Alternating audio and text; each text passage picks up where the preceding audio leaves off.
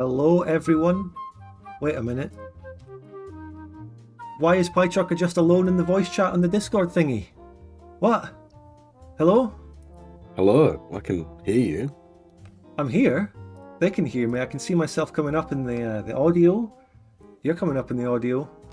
But you're alone in the voice chat, apparently. Listen, viewers, I've got terrible news about Spudgun. Unfortunately, this discussion stream will be our last. It's almost like I can still hear him now.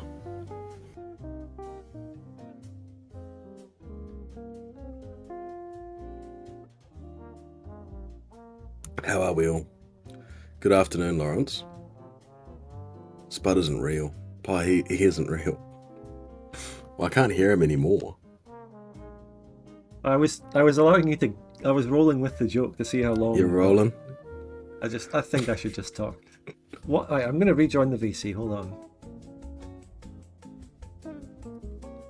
Ah, there I am. We are so back. Ah, the technical issues are gone. We're here. Glorious. All right. Welcome everyone in chat. Welcome, hello, to our latest discussion stream.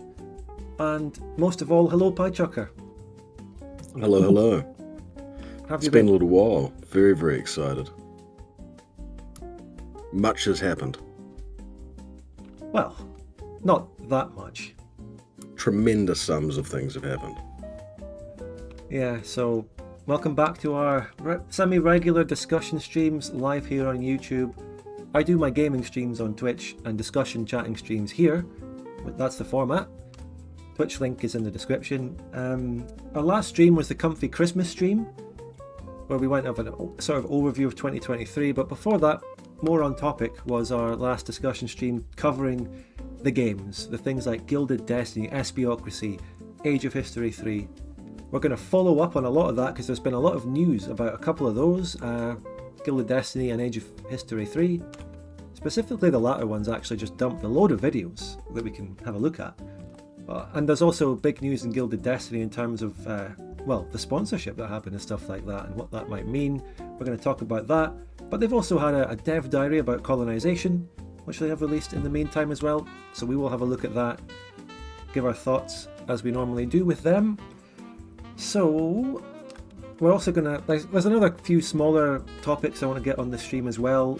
We're going to talk about Nurse Reno in the intro area. We're going to have what I'm going to call the section that the Drive-By Victoria 3. We're just going to have a quick glance at the player count, see what's up with them. And I'm going to have a glitchy chat module on my screen where chat glitches and I can't really read it. So that means if you want to really get through to me, you have to support us with a super chat. And then, you know, that way I can actually see the message probably. Oh boy, and PieChucker's also monitoring the chat. Yeah, if you say something really funny, then I'll repeat it. If you're lucky. If you're lucky. And definitely if you've super chatted. Yeah, so remember the golden rule of super chats, PieChucker? Tell them. Is that nothing we say can be treated as absolute truth unless we've responded to a super chat. That's right. You can ask a question in a super chat, and that's the only way to guarantee a truthful answer. If you just ask a question in the chat, we might answer it, we might not. And if we do answer it, we might be telling the truth, we might not. Might not be, yeah. But the only guarantee is a super chat. So, and you know, content-wise, it's been going great. I've been getting back into the grind. I finally got Bavaria Part 17 out not that long ago, and well, that's where the sponsorship is, which is going to be one of the main topics of the stream. That went well. PieChucker, you enjoyed that, didn't you? I did. We've already got what's your full name and address, Spud? Well, I could give you a fake one. Oh, by the way, I do reserve the right to not answer super chat questions if they're unanswerable questions. You cannot get me into a sort of moral conundrum about that, okay? Of course, while we're here in the intro region, we should also shout out PieChucker's YouTube and Twitch. Has anyone got the link for them to put them in the chat quick? I've linked your Twitch in the description, but you've released YouTube videos at the end of 2023. I have, and I'm working on new ones. And my aim is to have new videos finished by the end of the month. Ooh, by the end of... Oh, right. I just... You said the end of the month and I thought January? No, we're in February. Yeah, no. I work on a very delayed schedule. No, not at all. We're on the 1st of February and you're announcing that you'll have videos by the end of February. That's completely fine. I'm just still in the mindset of being in January. Yeah, me too. Oh, so you were referring to January? No, but I'm definitely in the mindset. It's just that I'm literally is that I'm just staring at the calendar right now. But no, certainly if I hadn't done that, I would have gotten that wrong. But no, at the end of February, that's when I'm aiming to have at least one new video out, and it's going to be very different from anything Spud makes, and very different from what I've already made in terms of Lethal Company stuff. Oh, so you've dropped your first 2 videos and you're already veering off into a new creative direction. Yeah, already pivoting. I'm looking forward to whatever you're going to offer. Really looking forward to it. Check out Chucker's Lethal Company videos. Lethal Company, we haven't played it for a wee while. Me and you are playing Raft. We haven't. Yeah, loving Raft. Yeah, it's a great change. It's really comfy. It is, and that last stream was great fun. We made so much progress.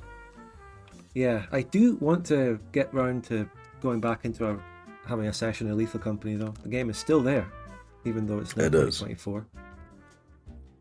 Hopefully it's not just a sort of end of 2023 flavour of the month passing fad. I do want to play it. It is a fantastic game.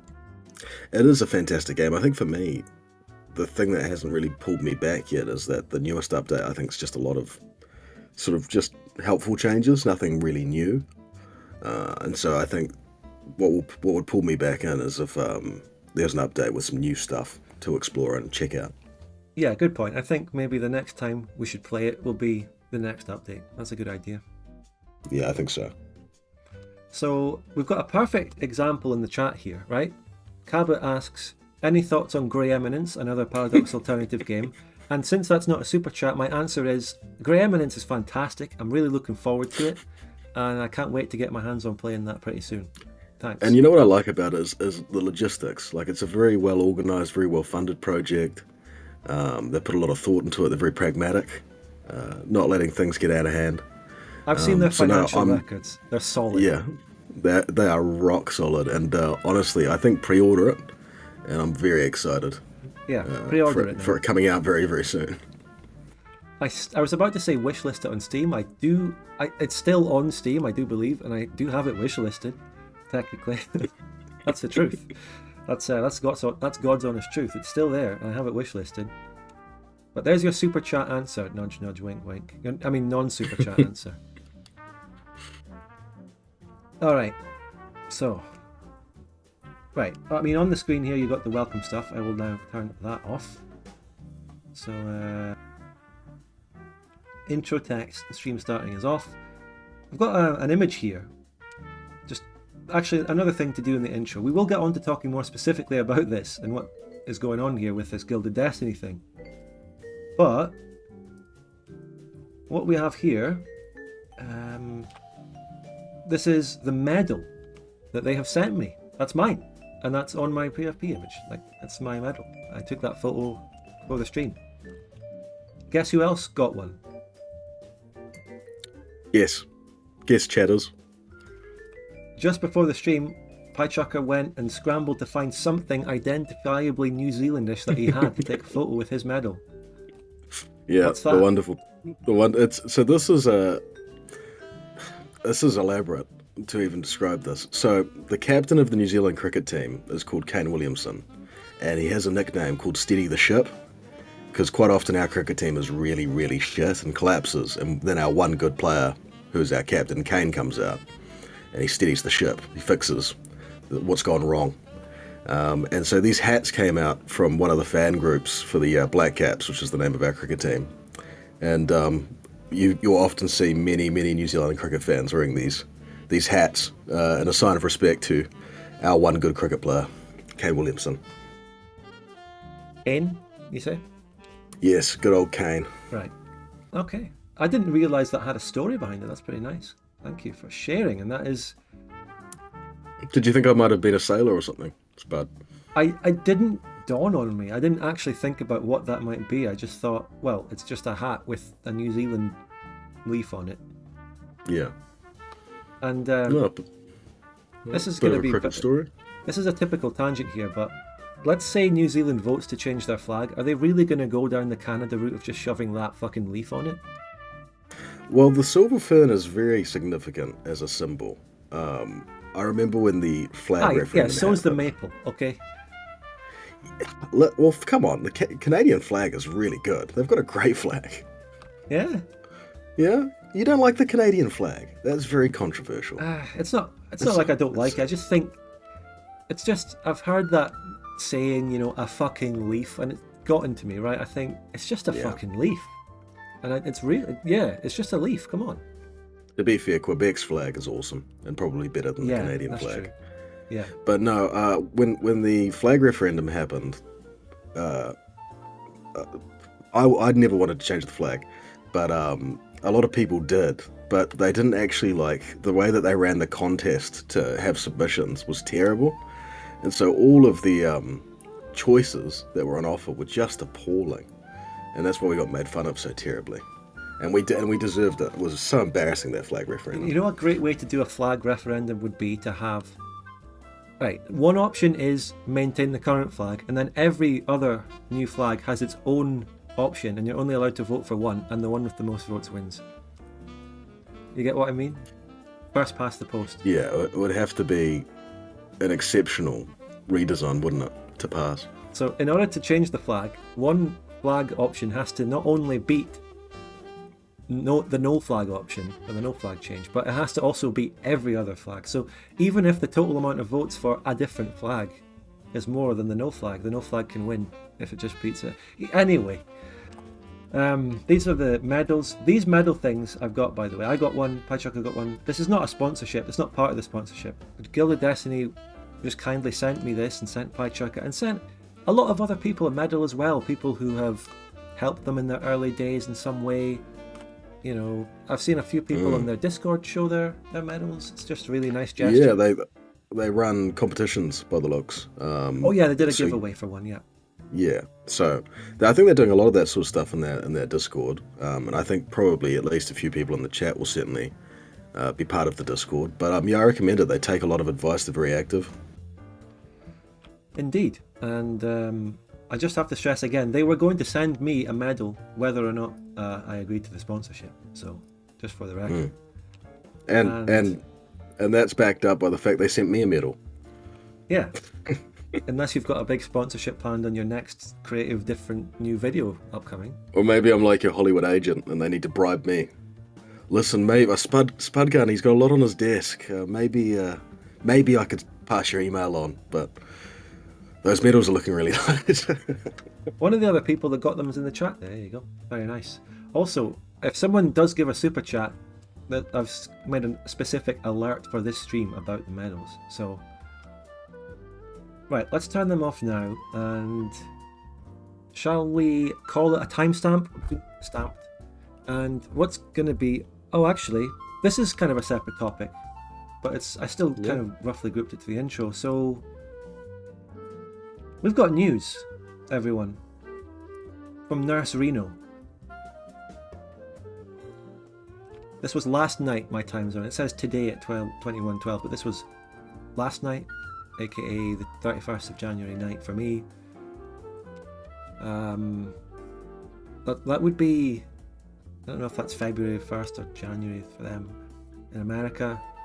So, Nurse Reno announced, after hosting a very long campaign, which I wasn't in, the only snippets I've seen of the Nurse Reno campaign that have just happened have been a couple of Big Weevil videos recently. I'm sure a lot of you in the chat will have seen those. Did you catch any of those, Pychucker? No, I haven't. I watched a lot that's of... over for Weevil. Yeah. I watched a lot of Big Weevil stuff maybe a year ago, but I just haven't been very active on YouTube. But if I was, I'd definitely be watching Big Weevil. Yeah. Right, here we go. We're going to have the alert now in a second, because Friendly Merchant has gifted 150 South African Rand. Yeah, so again, obviously, Big Weevil, did some videos from some of Nurse Reno's moments in this recent campaign, and those moments have been of the meltdown variety. So we have seen a couple of Reno meltdowns in this campaign, I think. I don't know. I don't really know the lore in the campaign or what actually happened throughout it or how the other players feel about what went on, but my only snippets have been to see some Nurse Reno meltdowns. Anyway, Reno's been in and out of the Victoria 2 community for the past few years. You know, he comes in, hosts a campaign, goes inactive again for a while, but this time it seems like he may not ever host another campaign again, according to this, but who knows? I mean, hopefully he'll still be around on the Discord saying hi and stuff. I don't want him to be gone forever. And hopefully he'll also still be around to advise the Open Vic team, as he has already done a little bit with some economy discussions. And where the fuck is this alert for this super chat? That's what I hate about YouTube, that it's so long.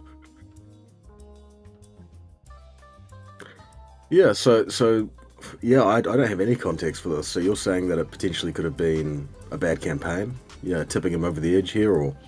No, I'm actually not saying that. I'm just saying the only snippets I've seen have been some meltdowns. But that doesn't necessarily mean it's for those reasons. I mean, seems like the campaign actually went well. It reached the very late game, you know, didn't break down or anything. So, obviously, Nurse Reno's a very interesting character. He's strange, he's funny, he's got a lot of weird... Also, someone who you can't tell is being ironic or not on some of the things he says at certain times. But when it comes to Victoria, he's always 100% serious. The thing about him that is shocking, and the reason why I think everyone loves him, is like I've had such normal conversations with him as well. Yeah. You know, you can have the most truly bizarre, you can see something from Reno, and it's the most bizarre thing that you've ever seen. And then you can talk to him in his DMs, and he's a perfectly reasonable, normal guy. He's a really wonderful, friendly guy. It's crazy. Yeah, and he has toned down on a lot of that edginess that maybe someone in the chat is referring to. He's really toned down on that aspect, as we all have. Or at least, well, not you, Patrick, you never were, but... No, well, I think I was a different flavour of edgy. I was proper embarrassing. I was also the chief moderator, so you can't be too edgy if you're the chief moderator. You were instrumental in those earlier days on the Discord of clamping down and getting rid of that sort of stuff, and I can't thank you enough for that. Oh, it was great fun. But wait, am I just let me just get this. You've been my only ever Discord admin, actually. I don't think we've had anyone else. No, I think you're right. You were the only one. Yeah, it was me, and then there was a break, and then it was me again. Yeah, that's right. Just getting my timelines here. Yeah, it was just you, and then no one for like 2 years. Yeah. You had a little brief stint again, and then I've taken over the reins mainly myself now. Yeah. No, it's great. I the eternal moderator. Don't say that, Jeff. Don't say that. No, but I think we've done well. You're right. With the server has come a very long way. Yeah, there's always something about it here and there that annoys me now and again, and there's always something going on, and but overall, as an institution over the years, it's been there. It's solid. It has one of the best memes channels on Discord. It's a great place. A lot of people get on with each other and make a lot of friends on it, which I'm happy to see. And there's different sections of it, like the Giga Chad Patreon section, which is nice for me to share some behind the scenes stuff. You know, it's great. Yeah, and some really cool stuff over the years. You know, we had chess club. That obviously we had that ended in a fireball. The chess club. Oh my god. Also, I don't think I've ever seen you hate a game more than watching you play chess. Just, it's not your game. Yes, definitely not one that I would stream anyway. It's a game. I don't know. It's weird. Whenever I play chess, I get a bit of brain fog, and I get frustrated with myself because I think if I really thought and I didn't have all this brain fog, I could really picture I had some moves ahead and do pretty well. But then I just don't, and I miss obvious things. Psychologically, affects me, that game. I've been playing a lot of chess, and I've been part of real life touching grass, playing in real life chess clubs. And it's funny. I think if you played more chess, you'd realize that it's not about how sharp you're feeling. It's just pattern recognition. Like, the way to get better at chess is just playing just a shit ton of chess, which you haven't done. Yeah, yeah. We have another question in the chat, which is not a super chat, from Sears Ant, and you were talking about Grey Eminence. Isn't this project dead? Like, there's no information since May. They had an update. No, there's a recent following recent recent update. The June update after the May update. They've received massive funding, and I'm looking forward to playing the alpha in 2 weeks. Yeah, no, very, very recent update. I'm so excited. We've got 2 super chats here, Spud.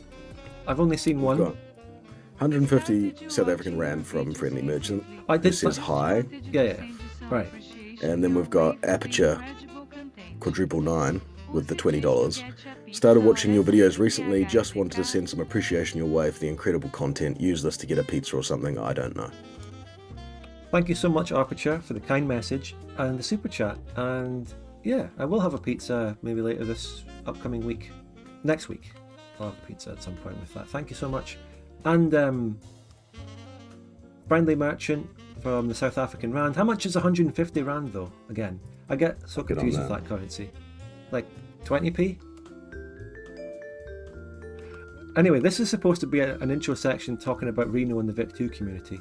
I did hear about that, Inquisitor. We just did mention that. But on the Victoria 2 multiplayer community as a whole, I wanted to just pivot onto that. Like, you know, as always, I have a list of Discord servers in one of my channels on Discord, the Victoria 2 MP Discords, where you can see it. I like to advertise as many different communities that host Victoria 2 multiplayer as possible, regardless of anything, just as many as I can, so that people can try and pick and choose and look in and see who's hosting what. So there's quite a lot of servers that are active.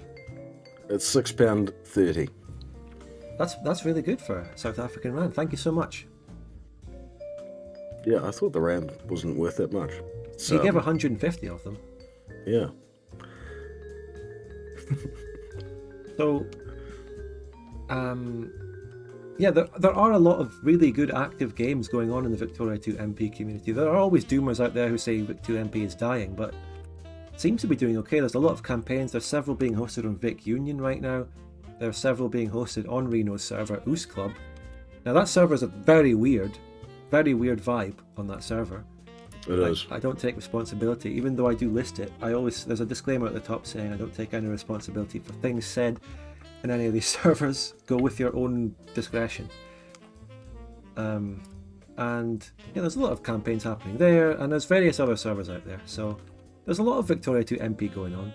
Seems to be fine. Reno's big campaign just ended, and he seems to be leaving for now, but there are a lot of other people hosting games and quite active. It's pretty good. I want to get back into it in February. Maybe a stream, maybe not, I don't know. What made you stop playing? I think we discussed it, but what made you stop your Vic 2 MP streams? Was it a desire to play single player, or was it you wanted to take a break? This is very, very deep discussion and complicated. I've talked about this a lot on my Victoria 2 single player streams that I've done on Twitch. So I find streaming Victoria 2 multiplayer to be so sort of overwhelming and stressful and draining because of the amount of things I have to take care of and do. Setting up the stream, managing the stream, talking to chat, responding to chat, thanking subs, all this, while managing a Vic 2 game at the same time, microing, managing stuff, doing diplomacy, tabbing out, messaging people on Discord. It's crazy the amount of stuff I have to keep doing and take care of on them, especially in a long, complex campaign. So I've moved away from streaming Victoria 2 multiplayer, at least for now, and I've been focusing on single player content lately because I've found an absolute wealth of amazing mods in single player, such as DoD Fanfork and TGC, that have a lot of content, and there's others I want to try as well. So that's the summary of my current Victoria 2 streaming status. Makes sense, yeah, and I've streamed some complicated games, nothing probably as complicated as Victoria 2, especially when you're deploying and having to hide IPs all the time when you're rehosting, so many things to juggle, and it knackers you out, big time. It's not as if I can't do it. I have the capability of getting back in, doing all that management, doing it. It's just the idea of doing it being so daunting in my mind, going, oh, the amount of stuff I'll have to do if I sign up for that and do a multiplayer series. But Makes sense. and then there's also the contrast, right? So when I play Victoria 2 multiplayer off stream, just recording it, I mean, I say recording it, but it's not like when I'm recording a Vic 2 session that I don't stream. I'm not actively recording. I just leave the recording on, and the footage gets locked away in a folder. I don't think of making a video when I play it. I just leave it and then maybe come back to it later. It's just so relaxing to not have to stress about the streaming stuff while just playing Vic 2 multiplayer. And I've played some campaigns at the latter half of 2023 off stream, and it was just so nice to not have to worry about streaming it while playing. Do you think it's better footage for your videos when you're not streaming it? Yes. Yeah, I just realised that there's probably an element there. Yeah, because there's to go on to like a sort of deeper element of it. When I'm streaming Victoria 2 multiplayer, I'm putting on a show, so I act differently and I speak differently. Like, I'm trying to always be interesting to chat, and whenever there's downtime on the Discord in-game and there's not that many people talking, I go over to the chat, answer questions, do a rundown of what's happening in the campaign and the diplomacy. Like, I'm always stressing about making it interesting so I don't lose viewers. But when I'm just recording and playing, it's just, I can relax.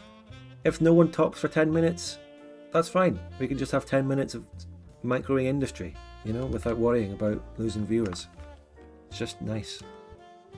Yeah, I think it's the same for me when I'm playing in like a Lethal Company. Like, I prefer not to stream it because it lets you really focus on trying to make the funnest moments or do the craziest stuff, and you're actually able to do it because you can fully concentrate.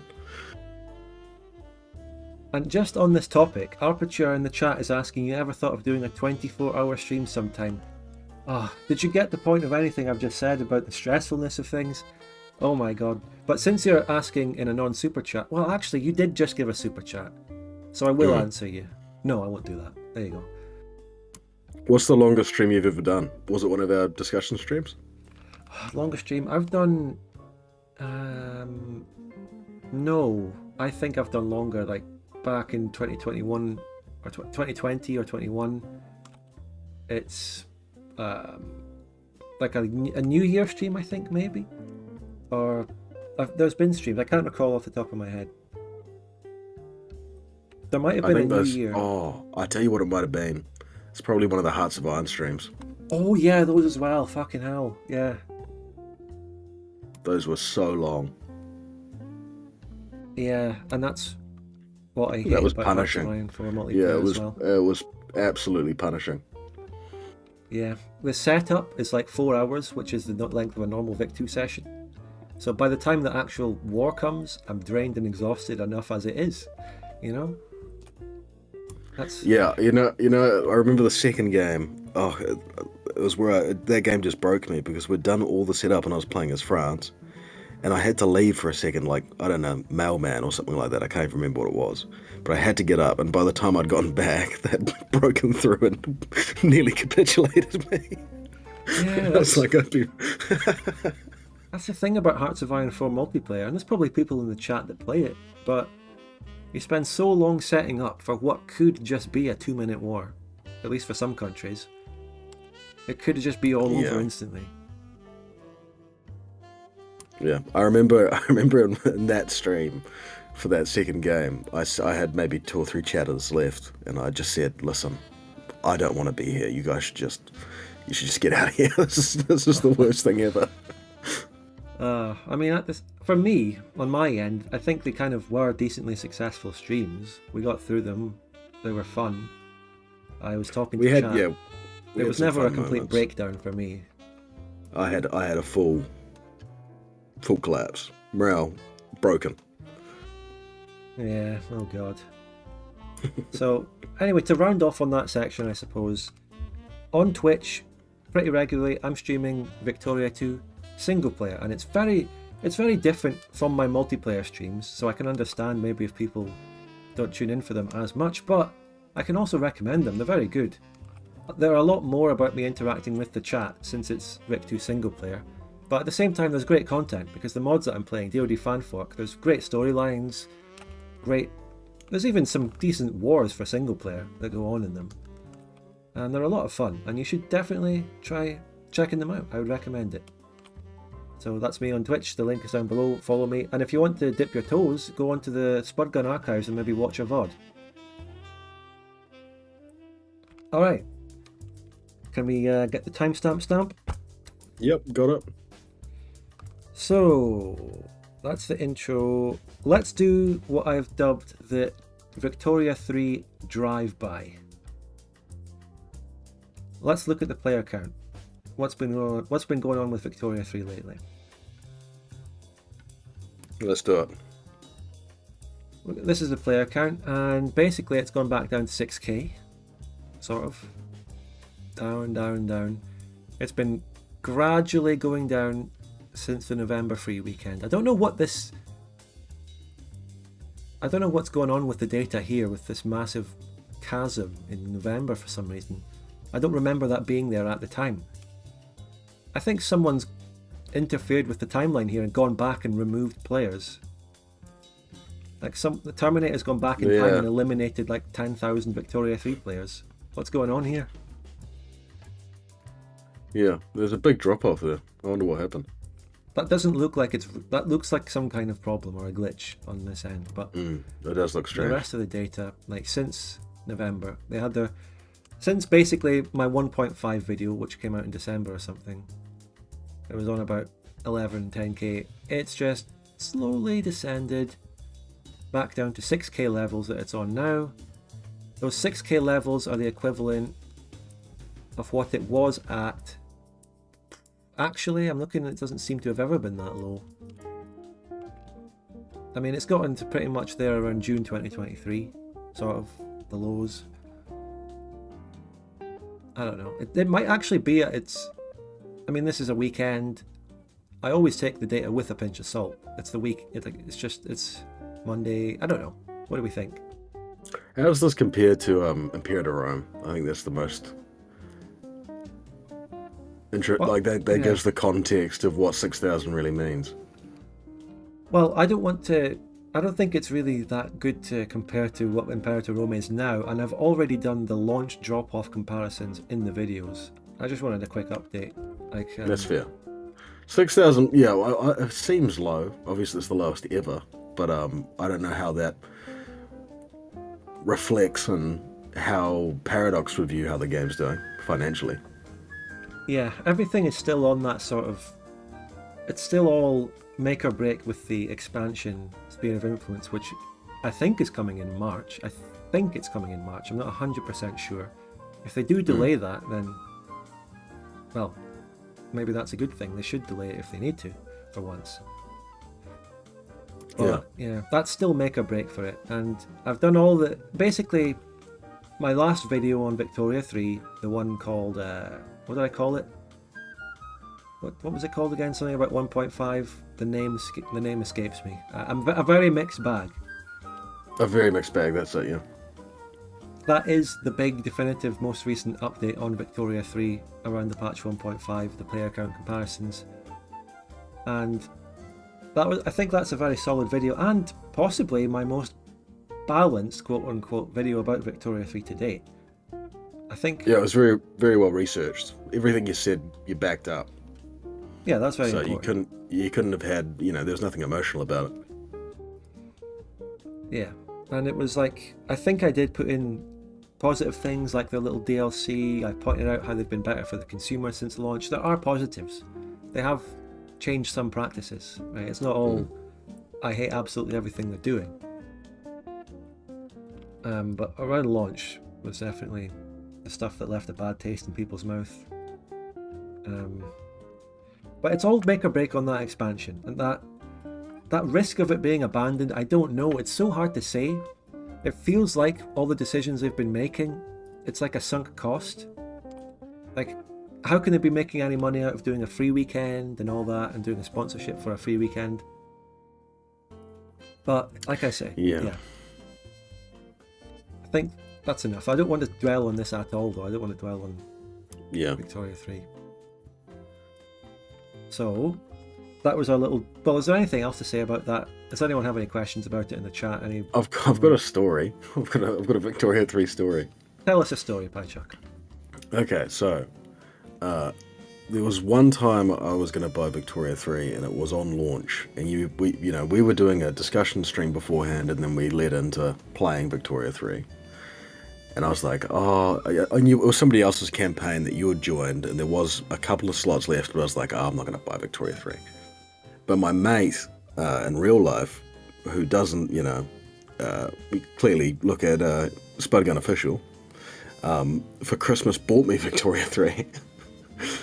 And I told him, I didn't want to come off, ungrateful or anything, but I didn't want him to waste his money. And so I said, I'm probably never going to play this game. And so I ended up refunding it. But for about a week, I owned Victoria 3. Right, that is a interesting story, and it shows integrity.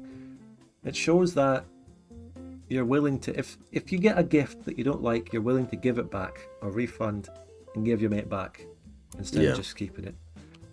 And it takes courage to do that, because I don't like the idea of getting a gift and then going, you know what, I don't like this gift, I'm going to give it back. Or I'm going to return it. That's hard. Yeah, I was worried about that. So I was very particular about the way I brought it up. But he was very grateful that I did that. And he asked if I wanted any other game, and then I thought that it'd be rude if I asked for anything else, so I didn't. Yeah. But I could have. And it haunts me because he gave another one of our mates Hogwarts Legacy, which is a game I probably would play. It seems quite interesting. That game won some awards or something. Game awards. Yeah. It's probably not a game I'd buy, but if somebody gave it to me for free, it would be something I'd check out. Yeah. Never really interested me all that much. For the longest time, I was under the impression that game was an MMO online game, but no, it was just like a single player adventure. Yeah. And as an MMO, I'd think, that's pretty cool, maybe, but nah, I'm not really interested in that sort of single player adventure type game. Oh, I like that stuff. It's more, I think it's definitely more my cup of tea than it'd be yours. Yeah. So there's, forget that topic for now. We'll come back to that probably when the big expansion comes out that's make or break. Because like I've said in the video, when they release the big expansion Sphere of Influence, that's the point at which they have filled their Grand Edition quota, and they've done all of the DLC and all of the sort of continued development of the game that is basically contractually obliged since launch. And if they are going to abandon it, and if, say for example, the corporate people at the top have been going, alright, Victoria 3 is a sunk cost, we need to abandon it ASAP. So they'll do it, if they are going to do it, they might do it after they've filled the quota of DLC for the Grand Edition people. Or they might keep the sunk cost after that. Or it might be, go on. Yeah, I think something that's interesting is like them discontinuing Imperial at Rome is still like a thing that's being spoken about. You see it still commented on videos by them, or any sort of news about Paradox. Like it's clearly a big wound in the community into their reputation. And so it'll be interesting to think, just to speculate on where their head's at, whether it's we've done it before so we'll do it again, or that went so badly and it was such much more damaging to our reputation than perhaps we thought it would be, that we can't, even if it is not going very well. Yeah, but on the other hand, they're messing up so much with Victoria 3. Every big update, almost every DLC has been a disaster. Like Voice of the People, the first big DLC was a disaster. 1.5 was partly a disaster, as I covered in the video. Like the people at the top, they might also be thinking, we can't let this continue, we have to put an end to it, or else they'll get the reputational damage from continuing to fail in the development of it. True, I didn't think about that. True. Yeah. It's very interesting. I'm not completely ruling out the possibility that they will somehow turn it around and reverse those fortunes, but if Sphere of Influence is also a disaster and it doesn't go down well, then oh my god, are they fucked. Because either they abandon the game at that point or they continue with another disaster and Victoria 3 just becomes continues being the nightmare that never ends, and it continues being the dead horse that they keep beating, or keep trying to resuscitate when it's clearly dead, sort of thing. Like, either way. But the same conclusion is that DLC, Sphere of Influence, is make or break. If that one's a success, then they may start to turn the game around. Yeah. But at the same time, it is a $30 DLC. So if they do turn around on that, then they will be being a typical paradox where they fix the game with DLC. Yeah. Yeah. I just think we're just going to have to wait and see. Like, you know, we've done plenty of speculating the whole time. A lot of the time we've been, you know, on the money. But, you know, we'll have to wait and see. Yeah, and I have, with Victoria 3, something I've never really done is commit to predictions. So I've never predicted that it will be abandoned, and I've never predicted that it will be a disaster or a success. I just like to focus on what I know and what the facts we have are now. And that's just generally good life advice. So if you, out there, if you don't ever want to look terrible or make big mistakes, just don't make predictions in life. Because they might be wrong. And if they are, you'll be the laughingstock. So just don't try. Just focus on what facts are. Yeah, be extremely fatalistic. Like, never book yourself a return ticket. Don't be presumptuous in any kind of way. Yeah. Don't book one-way yourself tickets. a return ticket. One-way tickets. One-way tickets to everything.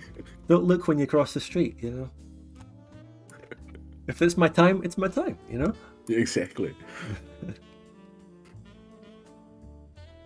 We've got 70 Rand from our dear friend Lawrence. Good afternoon. It hurts to think of the Botswana Pula is 17.23, while the South African Rand is 23.63 for £1. Not happy about the Forex markets, is our Lawrence. Lawrence, thank you for the Rand. By the way, Lawrence got outranded by our other fellow South African super chatter, Friendly Marchant. There's a bit of a competition there. We've got a strong South African audience here. We do. Yeah. Thank you so much for that, though. And yeah, the Botswana Pula. There you go. That's another currency I haven't heard of. No one's gifted a super chat with that currency yet, unfortunately. I've read quite a bit about Botswana, though. It's a very interesting country. Yeah, I think it's doing quite well, isn't it? It is. It's doing very well. Sort of African success story, if there ever was one. Yeah. Well, cheers for that. And basically, that's our drive-by section on Victoria 3. That's about done and dusted for that. And yeah, timestamp. Got it. And the next section is, well, this is where we get into the sort of real section. We're going to talk about monetization. We're going to talk about my sponsorship for Gilded Destiny, which was on my most recent video, Bavaria Part 17. We're going to talk about what that means. We're going to look back on the monetization issues I suffered in 2023 and how that influenced my decision. We're going to think back on what I've said about sponsorships in the past, including criticizing sponsorships from other people and other companies. And now I've done one myself. You know, we're going to talk about that. What does that mean? So, the best place to start, I decided, would be to sum up the actual monetization issues that I had suffered on many episodes of Bavaria throughout basically the second half of the year 2023. And I released a video on Spudlight, my third channel for shitposts, called YouTube in 2023 that summed this up. So this is the process. This is what happened to me every time, almost every time. This video right here. I would have to request a human review on the video when I uploaded it as unlisted. I would have to inform my audience and delay the Bavaria episode, much to everyone's despair. 3 days later. And then it's fine. Boom. Uploaded at everyone. Here's Bavaria. And then episode 2. It happens again. I'm walking you through the video. It's limited. You request a review. You have to alert the audience again. 3 days Everyone's later. pissed off. And then it's fine. Oh, Bavaria Part 2's out.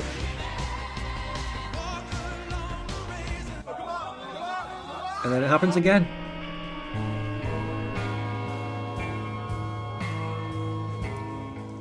I don't want to get copyright struck on this stream though, if you want to watch it as it is with the video. So the point is that happened over and over again. And it's such a weird process. Nightmare.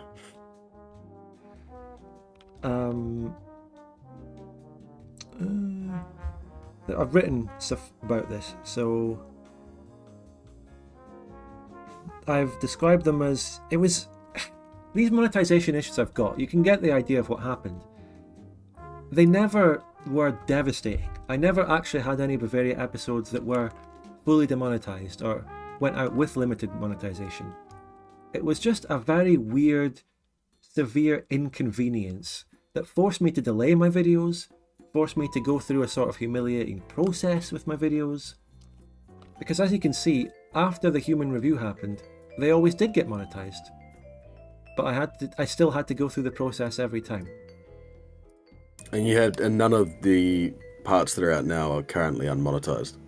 Correct. Bavaria Part 17 was completely fine. So it seems like, yeah, it did seem like it did end later in 2023.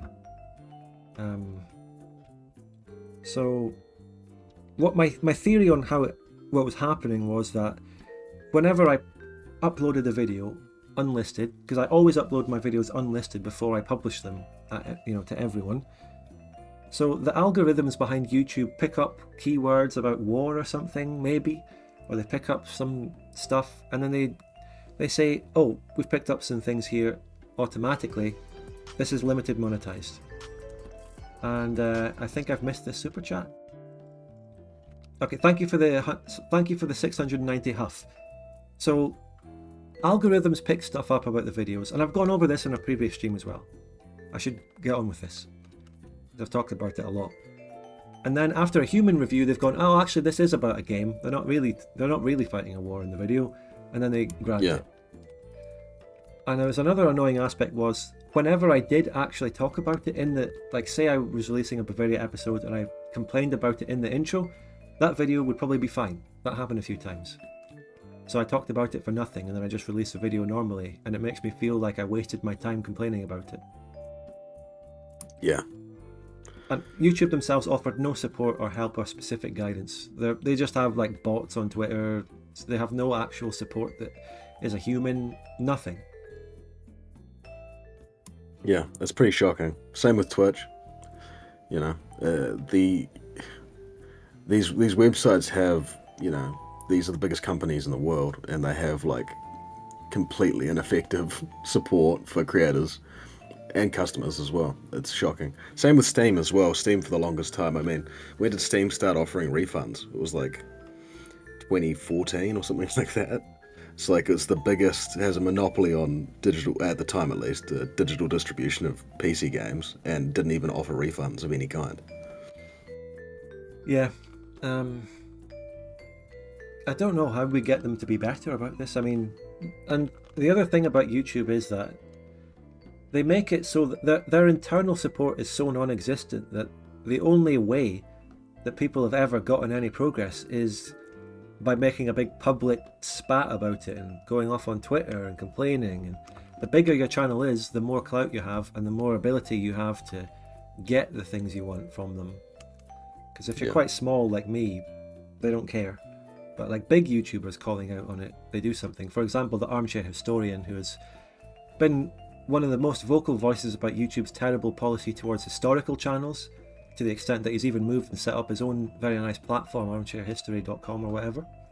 So he's been very vocal, and they have made concessions and helped him and done some things because he's a very big channel. And he has also tried to elevate smaller channels that have been hit too. So he's not just doing it for himself. I've seen him retweet smaller history channels that have been targeted as well.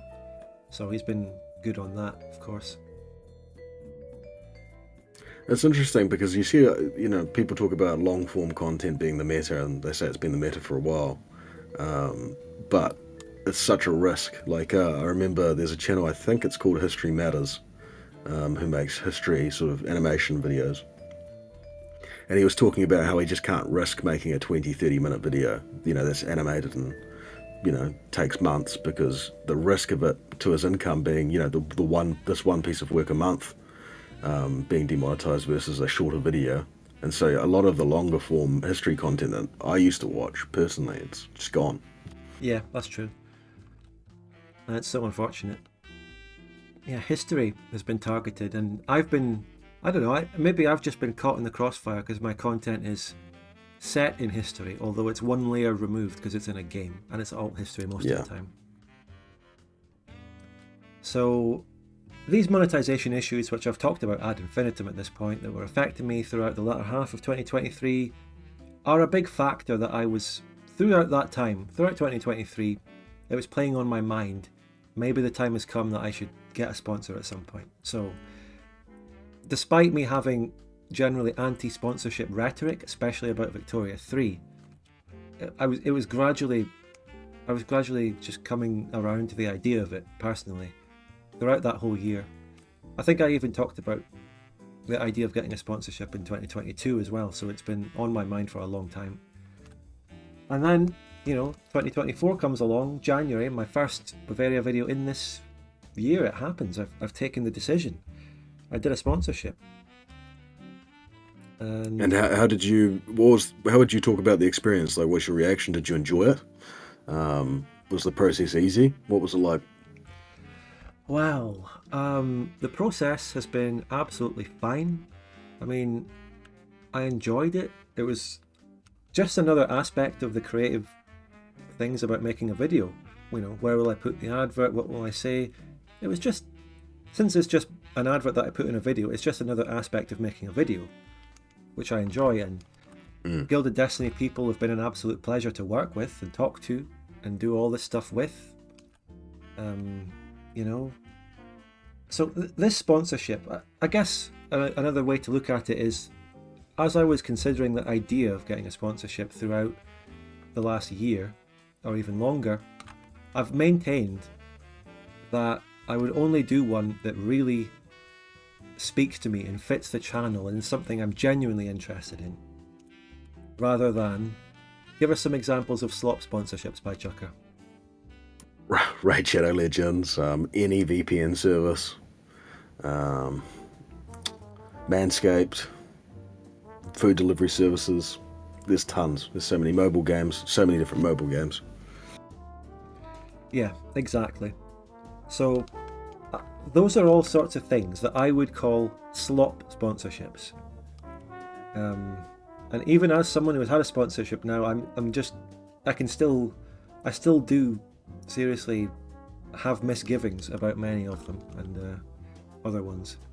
But just Gilded Destiny, it couldn't be a better fit overall. It's so perfect. I was already genuinely interested in the game, as you know, from doing these streams, and we already had good contact with the people on the team who were receptive towards us, accepting of our criticism. They never, had any problem with that.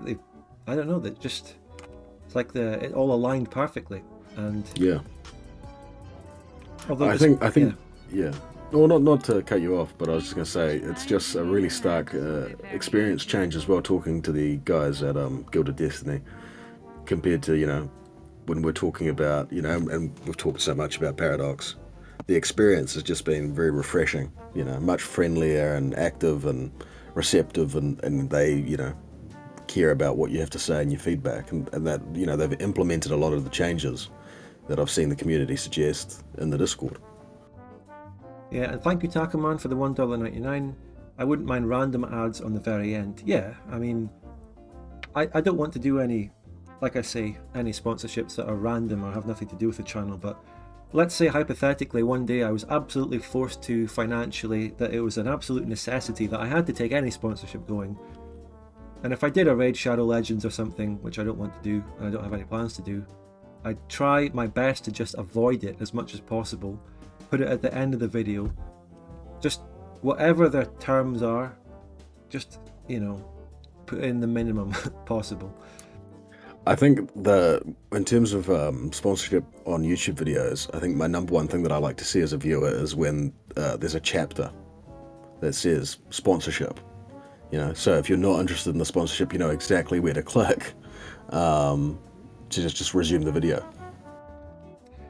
Yeah. Well, I don't know about the specifics of raid sponsors anyway. Someone says that they depend on people clicking. I'm just using it as the perfect prime example of the slop-ship, I guess.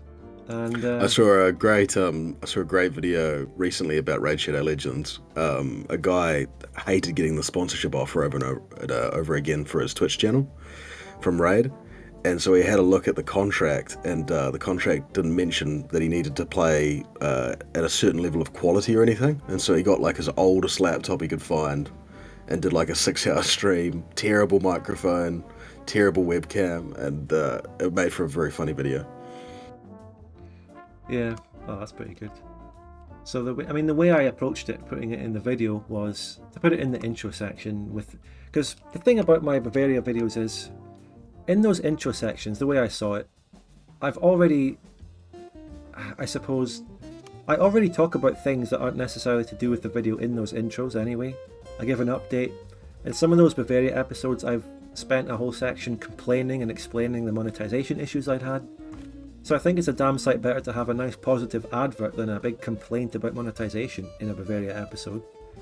But I did also put it into its own section, of course. It was recap, Gilded Destiny, new PC update, and then the video, the action began. Yeah. It was all planned out in the sections. Someone mentioned Big Weevil in the chat as well. He did one too. Gilded Destiny. Big Weevil also did a Gilded Destiny sponsorship in his recent video, which is interesting. Very nice. Good on him. And, absolutely. The other thing about them, though, Gilded Destiny is very small. They're a small and up-and-coming company rather than a big corporation. So that also makes me much more sympathetic in general, and much more willing to help them and support them and do this deal and the sponsorship or whatever. It's very nice. What else was I going to say about it? Because there's so many different aspects to look at this, and it's very important. It's a huge change. Yeah, a very big thing. It is a big change.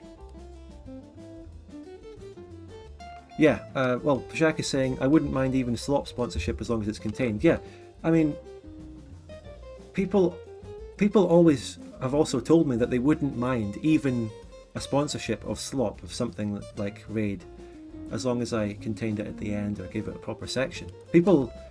And that's the thing about you and the chat and everyone, the audience, you've all been very kind and receptive to that idea, and I think most people understand that even if I do take a silly sponsorship like, I don't know, HelloFresh, that has nothing to do with the channel, people still understand it. They understand the monetization issues I've gone through.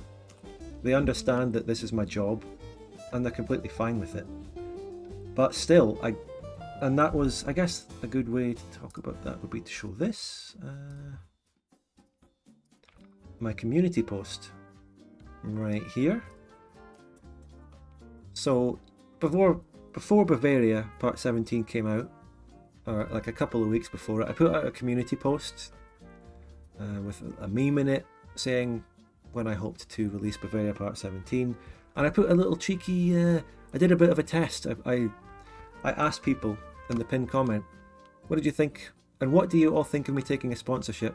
I've criticised it in the past, mainly in the context of Victoria 3 and slop mobile games, but I've kept an open mind if something came along that felt right.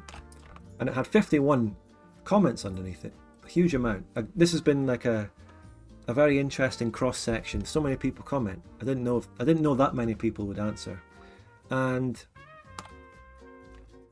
all of them, every response has been that they don't mind and that they're quite positive about it, and they'd be happy for me to, make money. Look at the response, Pie Chucker. What do you think? Yeah, it's pretty overwhelming, and I think, as a viewer of your content as well, I feel the same. Like, very supportive of it. I think, for me, like, the main thing I consume is probably podcasts, to be honest. It's my bread and butter. And I think there's a lot of sponsorships in podcasts, a lot. Sometimes you might get 3 a podcast or something. And I think the thing that kills it for me is when people sponsor companies that seem like great companies, but if you read the first news article about them, they turn out to be terrible, like BetterHelp. Better fucking help. I've heard about that. Absolutely Yeah, horrible. Yeah, I've heard very bad absolutely things. horrific. Also, like a huge number of the calorie counting apps are like really breed eating disorders and things like that. It's really grim. And it's like if you have to have some due diligence. You have to surely you have to research who you're taking money from. And so I think BetterHelp still sponsoring people is crazy, says Ryan. Yes. So when I hear a sponsorship like that, that's the thing that really puts me off, because it's like you guys aren't doing your due diligence. Yeah, it's kind of, yeah, I know, and it's just there's like different levels to it. So there's a good sponsorship that's really relevant to the channel that I'm genuinely interested in as the top, which is Gilded Destiny. Then in the middle you have your everyday slop, your Raid Shadow Legends, Manscaped, whatever. It doesn't really have anything to do with your content, but you're doing it to get that bag. And then at the bottom you have actively controversial sponsorships from companies that seem to be extremely shady, like BetterHelp. Yeah, 100%. And the scam, the Scottish title Lord scam, I've heard that as well. I don't know too much about it, but that's like another scam that I've heard of. I had someone buy that for me for Christmas once. A lordship in Scotland, which is obviously not a real thing. Did you get one? Yeah, I did. I have one. I think I've still got it. It's like a certificate. I've got it somewhere. Well, there you go. Wow. So, like I say, all the comments responding to me asking about it in the community posts, I can't even think of one that's even remotely negative towards the idea. Everyone gets it. So that, I mean, even though when I got the offer, I still really thought about it, and I consulted people, and I consulted people in the channel here, and then ultimately we got it. So that's very nice. Now, I suppose one question about the sponsorship is, oh, we got a super chat there. Let's do the super chat first. Thank you, SH James. 50 DKK. That's Danish kroner. How many pounds is that? I'll look it up.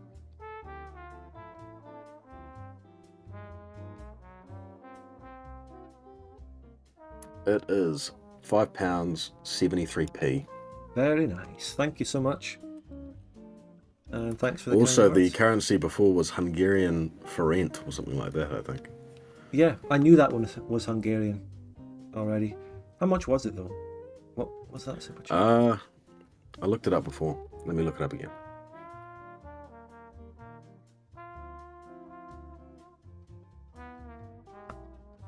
Just before we get into the big question about the sponsorship towards Gilded Destiny. 690 Hungarian forint is £1.54p. Ah, that one's even more inflated than South Africa, which is also less inflated than Botswana. I don't have any news about Cities Skylines 2 though, other than with my new PC, I've been sort of thinking of picking it up. But the reviews are still mixed, and the recent reviews are still mixed, so are they even improving the game? I don't know. Well, the thing is you've got the computer for it. You'd be one of the positive reviews. And I know people would love to see a stream of, you playing Cities Skylines 2. I'd love to watch that if it was at an appropriate time for me. No, I would like to pick it up at some point and play it. What better way to figure it out than just play it now that I have the PC for it? But, when I have time, I'd love to. Yeah, you should. I think that'd be great fun. So, now we have the other side of the coin, the other aspect of it is, and, now that I've done, and this stream isn't sponsored by Gilded Destiny, by the way, so it was just a video. Does the fact that I've done a sponsorship with them affect how I can cover their game objectively and give feedback and be critical and all that?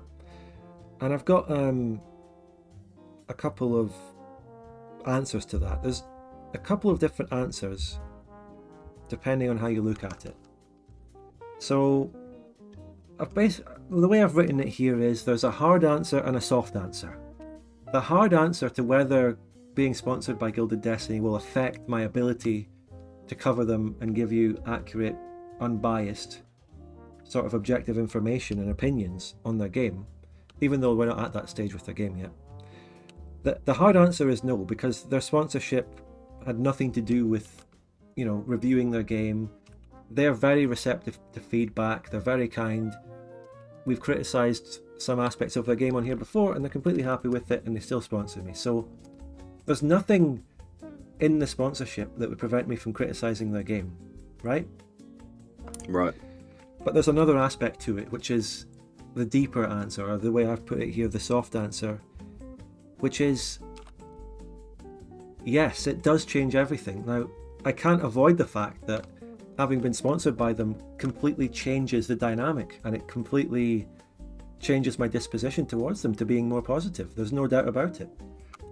And that even if it's subconscious, there is a different dynamic, because we used to be covering Gilded Destinies from the sort of outside perspective, like, oh, here's this game coming up, let's watch a couple of videos about them and see what it's all about. We didn't really know much more than that. There was nothing going on. But now it's very different, and there's no point trying to hide that. Might as well be completely honest about it. I think it's very different for you, and I think that's probably where it's helpful having a co-host for these streams, is that they haven't sponsored me. I mean, they did send me a medal, which is very nice, but like you said, at the start, the medal doesn't affect the way I talk about them. Certainly I have a positive disposition of them, but there's nothing stopping me from critiquing the game. Yeah, it's very interesting. And these guys who are based in England, I remember that. That's right. Yeah. So, but what I'm talking about here would only really come into effect later down the line, when they have, when the game actually comes out, or if early access happens for content creators, I don't know. If whenever alphas or things come along, when I actually come to giving solid opinions on the game, that's when this will come into effect anyway. But this is the sort of thing that I just wanted to be completely open and honest about this, and it does change the dynamic so much. And there's also been another element where actually being this close to a development team with a game and talking to them, and because they're kind of small, it's possible to do that. It's very different. I mean, I'm used to being on the outside of games, covering them and shitting on them or anything.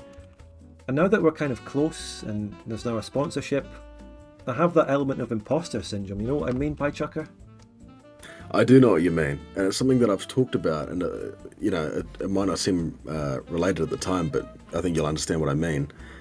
Watching those old school Paradox streams, like I said, the old dev clashes, and when I was in high school, I'd watch those, so years ago now, and it's like, Groogy, who's the community manager, and I'm a guy who spent no time on the forums at all. I was just interested in these YouTube videos and Twitch streams. And it's like, I get these guys. You feel like, there's a real human face of the company. And, you're right. It's a very different experience. Yeah. I mean, I'm completely happy with the situation, don't get me wrong. I'm just trying to explain what it's like and take everyone along with me on it, I suppose. And being completely as honest and open as I can about what's going on. But it's been very good, and I'm looking forward to, what Gilded Destiny has to offer going forward. Maybe there'll be another sponsorship with them, who knows? Yeah. Going forward, like when the game comes out, maybe, I don't know. I mean, I'll take everything as it comes and make further decisions. And I'm looking forward to it, and it's been very interesting. There's so many aspects to this to talk about, and I've got a list of things here. I've got a list of pros of doing the sponsorship and good reasons for it, which is one of the great reasons to cover Gilded Destiny and do a sponsorship is that I was already talking about them. We were promoting them a little bit on these streams anyway, right? So it's just completely natural. And it is. It's like the perfect first sponsorship ever. Yeah, and the fact is, and this is like clearly evidence and it's on the record, I was very excited and positive about their game as it was, without the sponsorship coming into play. So and that's something that people should remember if they ever question whether or not the sponsorship is affecting my opinion on the game. They should, keep in mind what I thought about the game before that, which was very positive anyway. Yeah, and I think this is an interesting topic of conversation because like there's a difference and there's a really stark difference between being sponsored for a video and then what Paradox does, pre any sort of release for anything is that they sponsor everyone, and essentially you've got a lot of people no longer being sponsored but more spokesmen for the company, but they're masquerading as authentic reviewers. And it's a problem. Yeah. It's not just a Paradox issue; it's an issue all over the across the board. But it's especially obvious with Paradox. It's like you can't get any, certainly not mainstream, honest feedback. Yeah, I mean, you're right, and I have made that critique so much, and I've talked about that. I've gone quite far on that. I've been very critical. Maybe in the past I've been more critical and harsh towards that than I would be now. I'd probably be more tactful about it. But it is true, and Paradox just has such a overwhelming relationship with all the content creators that cover Paradox games. They've gone in, they've sponsored most of them, if not all of them, especially the big ones. The content creators from small to big, the whole lot. Well, not the whole lot, but a huge number of them. And anyway, my point is that it's important to remember that Spud's obviously been sponsored for a video, but that doesn't mean he's a spokesman for Gilded Destiny. Yeah, and there's the biggest there's the difference between Paradox and Gilded Destiny here is the size and the scale of things. Paradox is massive, and Gilded Destiny is a small and up-and-coming thing, which, as I've said already, that makes me much more predisposed to them, and it makes me much more happy to support them and do the sponsorship. Yeah. And give them a boost upwards to what could be a competitor to Paradox. And it's being a competitor to Paradox is a very big positive aspect of what Gilded Destiny is doing. Even the most diehard Paradox fans have said that Paradox, I love them, but they really do need some competition. I've heard that so many times, and it's true. And here we go. Gilded Destiny is possibly that competition. So, in a sense, in a way, it's just mutually beneficial for everyone that Gilded Destiny and Acrylic Interactive should get more well known. So that's just doing the sponsorship for them isn't just the one-off benefit of doing that sponsorship. It's also just, in my opinion, a very good thing for the overall community, grand strategy gaming in general, that this should happen. I agree. Strategically, from the long-term point of view, to do this. 100%. Yeah, 100%. And, we've been burned before with, things like grey eminence, like we were talking about earlier. But, Gilded Destiny and Aquila Interactive, seem to be the real deal. And I like their recent dev diary on colonisation, like that. All the mechanics and the things that they're introducing seem to be really well thought out. And we will get into that and review it and have a look at it. So, everything about Gilded Destiny and Acrylic Interactive is very positive. Everything looks hopeful. It seems like, unlike Grey Eminence, these guys know what they're doing. I mean, I think at least one of them is an ex-Paradox employee, so they have experience, and the sponsorship and all that stuff, it's all professional. They're professionals, they know what they're doing.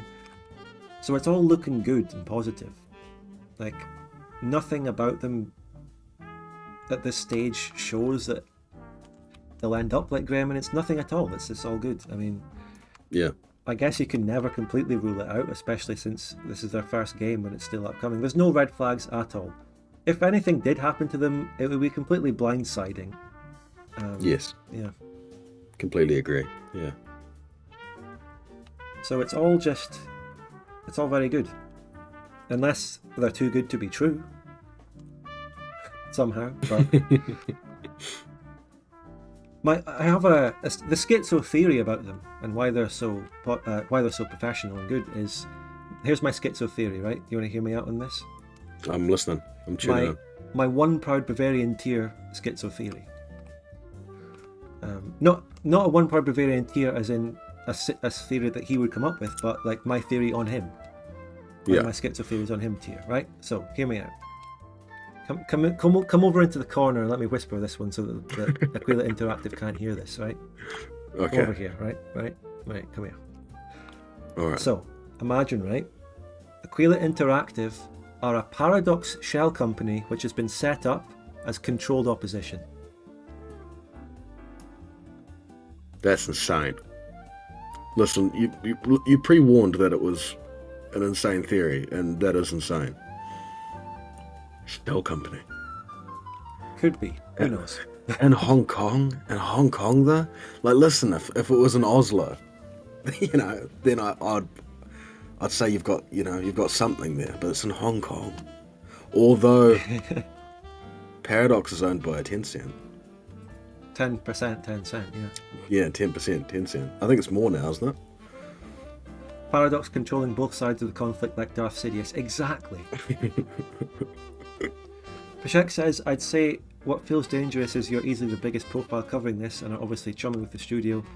Yeah, I mean, that's basically just the point that I've already made, which is, as much as I can say that, like, on the hard facts, or as much as I can say, I'm not biased in my opinions about the game, the fact that I'm chumming with them, which I'm happy to be chumming with them, by the way, and the fact that I've done a sponsorship with them, which I'm happy to do, obviously leads to either conscious or unconscious biases, no matter what, and you can't really avoid it, and it changes everything. That was my point, and I'm open about that. So since I'm open about that, if it ever comes to the point where I'm reviewing a game, you should take it into consideration. Just be aware of it. You know the situation. I've been open and honest about the situation, but still take what I say as it is with all the context, and that's it really. Yeah. Hopefully that makes sense. But that was my schizo theory as well. Yeah. I think one thing that frustrates me, and I don't know, I wonder if you'll agree with me, is that people seem to be much easier to, faster to criticize, and quite often should criticize someone for a sponsorship. But they're not as robust in their criticism of the actual sponsor. I don't know whether that's because it's easier to criticize someone, who is just an individual. But people seem to get really fired up over, YouTube takes X sponsor or gambling sponsor or something like that. And they're not the types of people to be picketing the actual gambling companies. I don't get it. Yeah, that's interesting. Yeah. People are more likely to voice their criticism at the content creator that takes the sponsorship. But I mean, the companies, like the gambling companies, are already there. They're already established. People that get offered a sponsorship don't have to. I don't know. People already do criticize gambling companies as it is, probably rightly so. I don't know. Yeah. I've got loads of other things to say about this. I don't know if people are finding this interesting or boring or whatever to go into the depths of analysing a sponsorship and what it means and all that, but for me this is very important. This is my livelihood in life and content and everything. So hopefully you're finding it interesting. There's even more to say about it. There's also like one aspect that I've written something about somewhere. Have I written about it? It's like, I suppose the history of me and Paradox and Victoria 3 and the context of which Gilded Destiny fits in. So, and this is also another positive thing for me in Gilded Destiny, right? So Victoria 3 comes along, they do what they do with the war system. I heavily criticised that. I come out with the video, the Victoria 3 war system, which goes into it, the reasons for it, sort of picks it apart. Gets about 100,000 views, that video, the Victoria 3 war system. There's clearly massive community outcry for Victoria 3 and its war system, although some people like it. And it should be clear. I mean, it's pretty obvious that Gilded Destiny were watching that, or the people that would later go on to form Gilded Destiny were watching that situation, right? They were seeing that. They saw what Victoria 3 did. They saw there was a big reaction against it, maybe centered around this channel called Spudgun Official that got a very, very popular video criticizing it. And then they've gone in to fill that gap, right? As a business decision. So, in a way, it all loops back round. It comes full circle, basically. This isn't just a random company coming out of nowhere, doing the game, sponsoring me. There's huge context to this. A long time in the making as well, in terms of the fact that, when did we start talking about Gilded Destiny? Decent while ago. Oh, well, I think it was like about halfway through. It was a stream somewhere in June or July 2023. Yeah. I was first alerted to them earlier than that. Saw their Steam page or something. I thought, okay, I'll note this down. And then later they released... And what I said in the sponsorship was that their video about their upcoming war system was the one that first piqued my interest, and that's absolutely true. That was the one I think we maybe first covered whenever we first covered Gilded Destiny on the stream. I think it actually was, because that was the one was like, oh, wow, yeah, they're doing that, and they've made a direct nod to Victoria 3. Yeah, I like that about them as well, is that they're not afraid to, sort of allow that meme to start happening, fostering the meme. What's up with the Tropical music? Oh, it's not from Tropical, it is 1 hour of royalty-free bossa nova. My favourite song. It's been on the stream many times. So, the other element of the context for Gilded Destiny is that so Victoria 3 comes out, I make that video, I criticise the war system, everyone knows that ad infinitum. So, in a way, in a sense, I'm not saying that there is an absolute obligation for me, but in a way, if a game comes along to directly fill the gap left by Victoria 3 and be direct competition, like taking the vision that I gave, sort of, about a war system, something comes in to fill that gap, maybe like it is completely natural and there is some kind of onus on me to actually promote that and show it to my audience, because it's like the other side of the coin.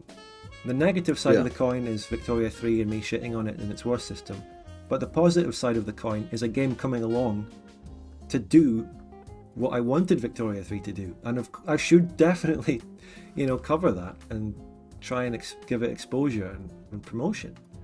No, I get what you're saying. That makes perfect sense.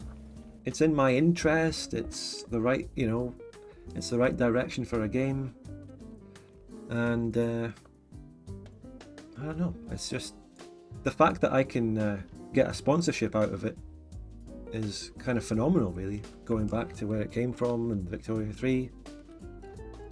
It's very interesting, because at the time with Victoria 3 and all the toxicity that went with it, all the hate mutually either way, Victoria 3 fans hating on me, all the issues, all the negativity, that all happened, and at the end of it I felt I didn't really... What did I really gain from taking this stand against Victoria 3?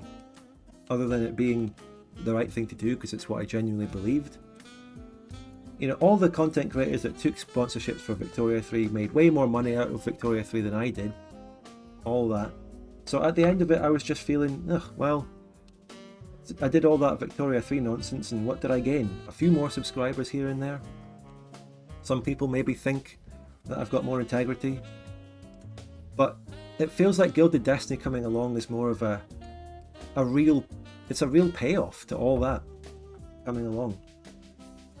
Yeah, I remember us having a conversation before probably the first couple of Dev Diary streams that we'd done, which is a long time ago now, and we're talking about how this might be some sort of renaissance for the channel.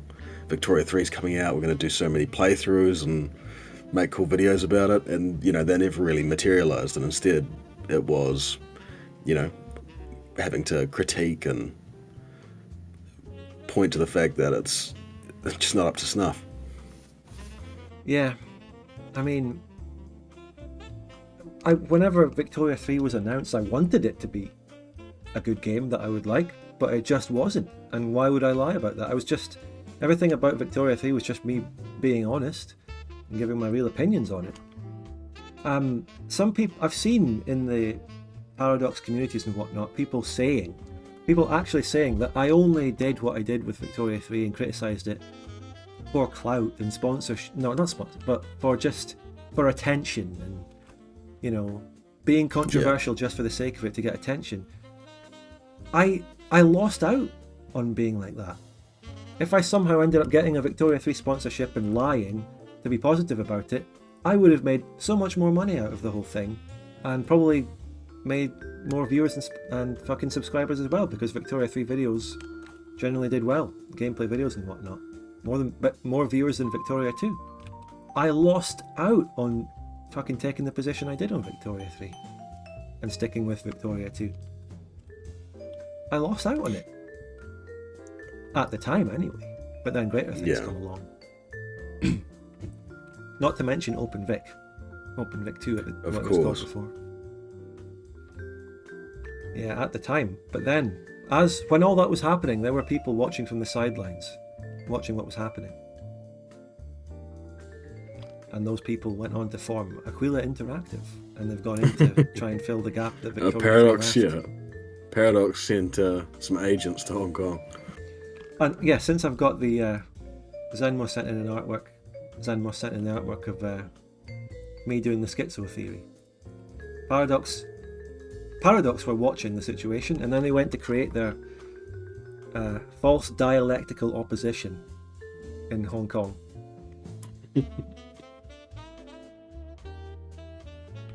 Controlled opposition. Here's Glovebox there. 4Bears is back. There's Glovebox. Hey Glovebox. 4Bears in the chat there. Anyway. Yeah. So that's me. Basically just been monologuing about Gilded Destiny and sponsorships for ages. Listen. No, I think it's an interesting discussion. No. Yeah, I don't subscribe to the crackpot theory. Neither do I. I'm mainly just joking with it. Mainly just joking. Is that a dog whistle? No. Does he actually believe I this? am just joking with it then. There you go. It's a joke. What's he really saying? Read between the lines, eh, Spud? That's what you're really saying. Read between the lines. Find out the truth. Aye, yeah. What's our next topic? Well, no, I'm not moving on yet, because I just want to say that given everything about the Gilded Destiny team, I think they would find that whole schizo theory funny as well. I think so too, of course. I'm really joking as well, yeah. Part of their receptiveness towards me has been that they actually enjoy our streams, and I've said to them, I've said to them stuff about they've been so receptive despite the random nonsensical tangents we go on, but then they say that they actually enjoy the nonsensical tangents. So yeah, put the conspiracy doodle back up when you monologue. Well, DLW, I don't know. Yes, they can. It depends on the terms of the sponsorship, is the answer. The terms of my sponsorship were not that, but my sponsorship was not to do with giving an opinion about the game anyway. It was to promote it, which I'm very happy to do anyway, and just make more people on my channel know about Gilded Destiny and wishlist it on Steam and stuff. So we're not at the stage of sponsorship where that could be an issue, but if it is, I'll just take it as it comes and make my decision and be as transparent as I can along the way. That's all I can say. Yeah, and I'll be the controlled opposition. I'll make sure that there's no bias until inevitably I too am in some way compromised.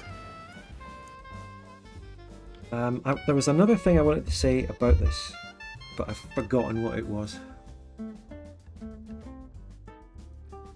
Duncan's, or Zenmos has said, I stand by what I say, a sequel should have all the content from the previous game gameplay-wise, and then some, otherwise why bother buying it? I completely agree. I really hate that. And it's not just Paradox who does that, releasing a sequel that doesn't even have the features of the previous installment. Trying to find a point that I wanted to make that I haven't made. While you do that, like the stream, super chat, support the stream. Yeah, take a moment to like the stream, subscribe if you haven't, because I'm nearly at how many subscribers? I'm about to hit some little milestone. 36,000. Yeah, that's right. I'll tell you my exact sub count. My exact sub count is 35,989. So 11 close. more. 11 more. If there's somehow anyone on this stream who hasn't subscribed, maybe Glovebox's alt, please do.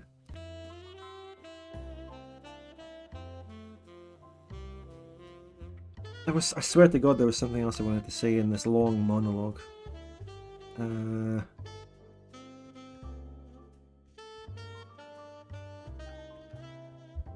What was it? Keep them going, Pie Chucker, while I find this. Okay. It's just, I'm just staring at Forebear's comment. It's just, come on, Glovebox. Just reveal yourself. Reveal yourself to us. The Viking guy might be another. This guy is crazy enough to have two of his own alts talking to each other. Yeah. No, he is the type. He's a rare breed who actually would do that. Let me go to that Viking's account. I've seen Viking before. Yeah, maybe not. Maybe not. No. This guy's account was made in 2010. He's fine. 2010. Sorry to do an audit on you there, Viking. You're fine, but you're talking to someone's alt. Just to let you know. The last thing you were talking about was coming full circle in terms of, Victoria 3 not being what we wanted it to be, and so we missed out on making content about it. The coming full circle thing. I don't know if it was to do with that or not, but it is just really interesting how it has come full circle.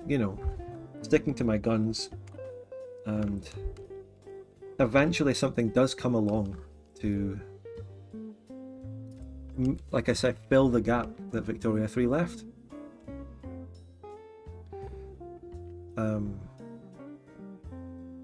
And yeah, it's all very positive and good stuff. There is OpenVic as well, though. I mean, OpenVic is directly a very positive thing that is happening, which sort of is based on Victoria 3, but not really. So just very positive about Victoria 2. Ghost becomes a member for 18 months, thank you very much. Yeah, Manor Lords is a game coming out, I think, in April.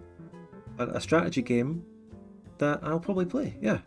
I don't know that much about it. It's not been one that I've covered or followed that closely, but I've seen it, looks positive, and yeah, I'll probably play it, yeah.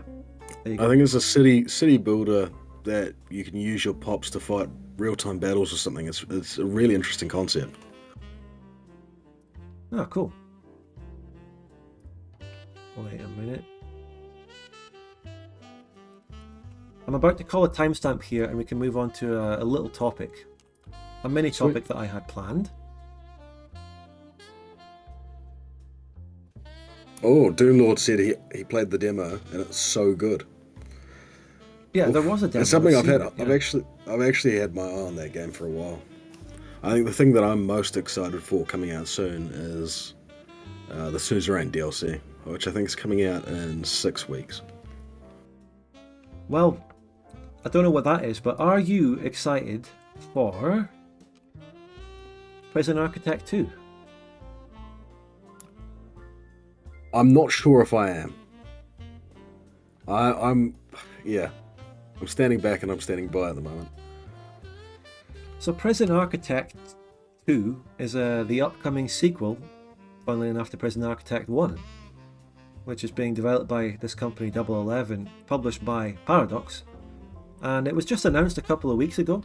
The announcement of this kind of felt a bit out of nowhere, and suddenly they didn't do any of their usual announcement streams or anything for it that we've been used to covering. It just came out, I think, on a tweet, and I thought, I've got like 40 hours in Prison Architect 1, I've had a lot of fun with it, I've also watched a lot of Prison Architect content. I remember watching Sips, for example, years ago. I have a soft spot for Prison Architect. It's a great game. So Me I'm too. interested. I played a ton of it, and I also played. I don't know if you ever played when they made the mode where you could be a prisoner and try and escape your own prison. Oh I yeah, played yeah. tons of that. I loved that game. Yeah, I never got any of the DLCs for it. I don't have that many hours. I never got into it too much, but I had a good amount of fun. And it had this little campaign sort of thing. And I really liked that. It was great. Just this little couple of stories. And the sequel's coming in March, 26th of March. And it's revolutionizing it because they're making it into 3D. What do you think of that? Yeah, look, I think it looks all right. It's not as distinctive, and I don't know why they'd make that choice. It doesn't seem. Yeah, I mean, it looks all right. I'm more or less mixed on this as well. Yeah, On the one hand, I can completely understand why they would do this. It is a natural step up, right? Take Prison Architect as it is. It looks like it's going to be mechanically pretty much the same, but just with the new 3D stuff. So it seems like a very natural upgrade because it opens up the ability to do something which Prison Architect fundamentally can't, which limits it, which is to build multiple floors in your buildings. yeah, having the Y-axis and being able to build up. It looks like you can build up about 4 floors as well. I don't know. Looking at the pictures, like I watched the trailer and stuff, and some of the assets that they've got look great, and then some of them none of them look particularly bad or anything, but they just don't look super exciting. Yeah, the other side of the story is that getting rid of the little 2D things, Prison Architect ones had a lot of charm. And I don't know, these 3D models and stuff, they look fine. They're alright. If we can get an example of them. They do completely lose the charm of the first ones. They look okay. They look a bit goofy. But yeah, so I think a lot of charm of the first one will be gone. But moving up to the 3D level it's a natural upgrade. And to go from one game to its sequel, leaving it pretty much mechanically the same, but making this upgrade, I think it makes a lot of sense, and I can see why they're doing it, and I'm skeptically looking forward to it. I'm going to play it when it comes out, probably. Yeah, I think I feel the same. It will be interesting to see how going 3D will affect how they approach things like violence, which, is a big thing in Prison Architect 1. It's what you're desperately trying to avoid, especially when they introduce things like, they had a big DLC for gangs and stuff like that. Yeah. And you can't really get away with the same stuff in 3D that you can in 2D. Yeah. It opens up, like I say, a lot more possibilities and dynamics that you just can't have in the first one. Also, another very interesting thing to point out is 011 here didn't make the first one. So Paradox acquired the full rights to Prison Architect in 2019. They bought it up from the original company that made it, whose name escapes me right now, but they are a company out there somewhere. You can just look it up. Someone in the chat will probably point it out. So something that does slightly concern me about the game is that it's being developed by a different company. Will they get it right? That's a slight concern. And Paradox's track record of somehow managing to find ways of fucking things up, like Cities Skylines 2. Yeah, and Prison Architect 1 had a very interesting journey because Introversion Software, I think, is the name of the company. The one.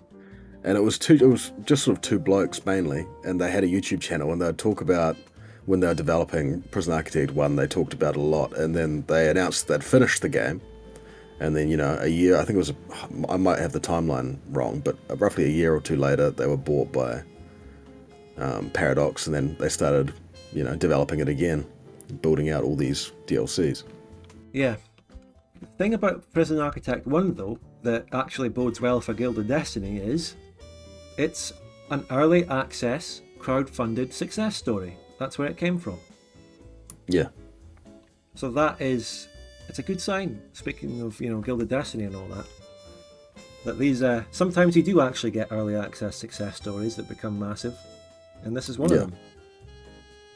One thing I noticed that sort of turned me off about Prison Architect 2, looking at the Steam store page, is that already it's got pre-order bonuses for skins of different buildings and canine units and things like that.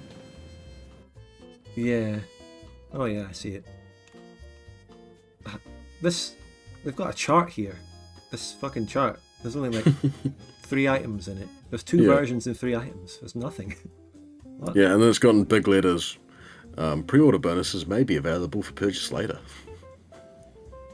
They did that with Victoria 3's pre-order bonus. They eventually just gave it to everyone, or made it a DLC, I can't remember. Just, Yeah, here we go. The Warden's Edition pack includes Warden's Rug, Warden's Desk. It's like, fuck. Ugh. This is the paradoxization of it. Yeah. Yeah. It is the sort of stuff that puts me off.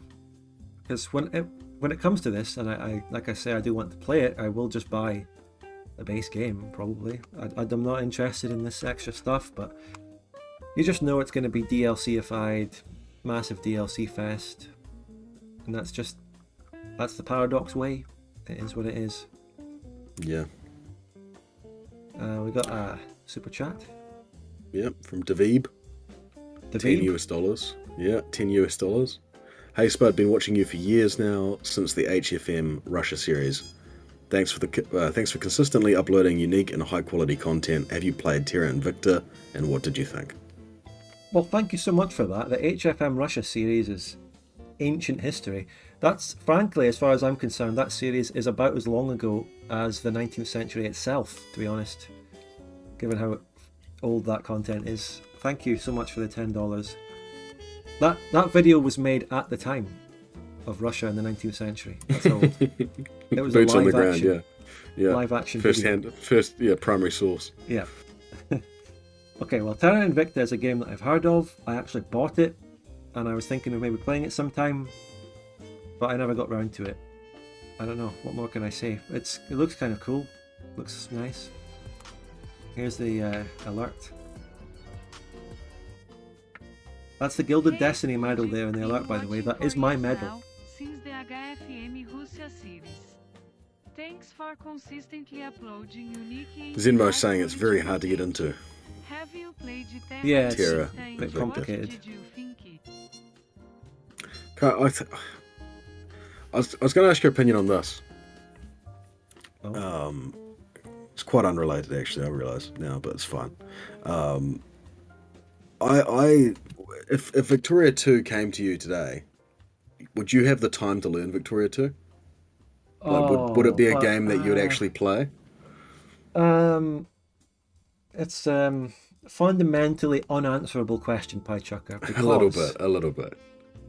My, I don't know, the path that I've taken in playing games and making content goes back. Victoria 2 is such an integral part of my journey that I cannot imagine what I would have been doing and playing without it existing. Yeah. In the first For place. me, like, I got gifted Football Manager, and it's a game that I think I'd love, and, I've been very interested in playing it. But it's just like, do I ever have the time to learn how to play Football Manager? It's very dense. Football Manager, yeah. The Victoria 2 of sports. Yeah, exactly. And so I have a problem where it's like, there's these great games which are really my cup of tea, and it's just, I don't know if I ever am going to have time to really learn these without, having to forgo other things. Yeah. But I don't know. I mean, if Victoria 2 came along now, would I learn it? I don't know. It's really a question that's unanswerable. It's like, if a girl asks you, would you still love me if I was a worm? Well, that's just... If you were a worm, how would you be in the first It wasn't place? that bad. It wasn't that bad. Listen, I'll accept it wasn't the greatest question. It's not as bad as that, but it's just a question that is... Yeah. falls back in on itself in a way. I mean, you don't want to learn EU4. I do know EU4. I can play it. I have played it. I would still be making Mount and Blade vids without Vic 2. The funny thing about that is, which also goes to how fundamental Victoria 2 is, like, when I first got Mount and Blade Warband, I got it for Napoleonic Wars, and I joined a regiment. Well, actually, I think I got Victoria 2 before Mount and Blade. Or something like that. But anyway, I joined a regiment, and then I found that the guys in the regiment also played Victoria 2 multiplayer, and I was like, oh, I got Victoria 2 a couple of, like, a year ago or something, and oh, it's great, let's play it. And then I got into Victoria 2 multiplayer. That's but who the way knows? you got I on. could be answering wrong, because this wasn't a super chat question, was it? Yeah, could be a whole fabrication. Could have been all a fabrication. It could have been a schizo theory. So yeah, that's Prison Architect 2 is coming soon, I guess. Wow, I gotta say, I watched the trailer and I was like, okay, this looks like we were saying, hesitant, but let's wait and see. Cautiously optimistic, but then seeing the K9 dog skin, Warden's desk, Warden's phone, it turns me right off. I'm just not into it. Yeah. This is a game where I will go in, play it, and be really honest about it. You can trust me on that. It's not sponsoring me. So, Ice Drake mentioned OpenTTD in the chat. There's a game that I've learned recently, OpenTTD. That's a game. It's a game. It's a game I never learned. Take the time to learn that. And by the way, there may just be a new OpenTTD video coming as my next video, actually. If you're watching, I feel like if you're the viewer of Spudgun who comes in and watches the streams, you deserve to have a bit of insider info that people don't get who don't tune in. So if there's an OpenTTD video coming, there's your info. There you go. Coming very soon.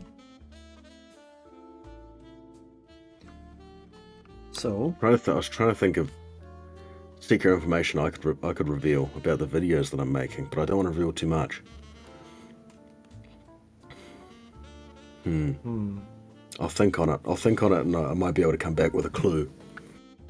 Can we play TTT again soon? Well, yeah, but I have to organise it and stuff, but maybe.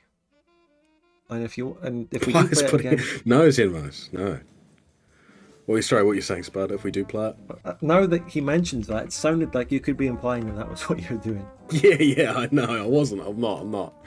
Definitely not. TTD is comfy videos. Yes, 2 hit videos. One of them was how an open TTD noob became a mega capitalist, followed up by becoming a signal male in open TTD. The next video, to give you even more insider information, will be from the session, if you know the sessions, where I played as Tony Montana in Florida. And it will be themed around that. That's the next video. Spoilers. I think I remember that. Yeah, I think I remember that. The way I view this as Pie Chucker is that I'm viewing this as like a trilogy of videos of my downfall. From the highest highs of how an OpenTTD noob became a capitalist to the Tony Montana in Florida. It is your magnum opus. It's very excited. I will rename the playlist to The Downfall of Pie Chucker. Yeah. Bavaria Part 20 when? Part 20? Oh god, fucking August. No, probably not then. So, still got a lot to... Hey, we've been at it for nearly 2 hours here, haven't we? God. Yeah, we've been doing well. Still have a lot to get through. Alright, so I'll reveal 3 clues about the 3 videos that I'm currently producing, which at least one of them will come out by the end of the month. There's one that is going to be an animation and a voiceover of a very famous poem, and I've got Sailor Mary animating or doing the art for that. Well, that was the very obscure hint that you gave towards the video. It doesn't reveal much. That reveals a bit, but doesn't reveal the crux of it. Also, when I had COVID last week or a week or two ago, I started working once again. You lost your sense of taste, so you're going to be starting a mukbang. I lost my sense of taste. That I've been recording myself eating onions. No, no, I started once again the thing, Spud, the thing that I'm constantly asked about for years now, to finish. I looked at that footage once again and started editing it again. You mean? No. No, not surely what I'm thinking it is. No. Perhaps what you're thinking. The old OG unfinished thing? The thing that weighs on my mind. I wake up at night sweating, thinking, I can't die until I finish that. And that's what kept you alive through COVID. Yeah. Kept me fighting. Well, there's no point hiding what that is then, because we've been talking about it for years. No, there is. Okay. Because there's two unfinished things. Wait, what do you mean there's two unfinished things? One of them was from ages and ages ago, but there was one last year, 2023. Oh, I know what you're talking about. Yeah.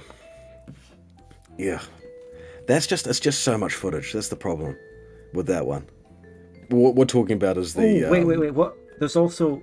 Oh, there is so much unfinished stuff that we need to finish. Oh, God. There's, Shovel Face. Shovel Face as well. Has to be finished.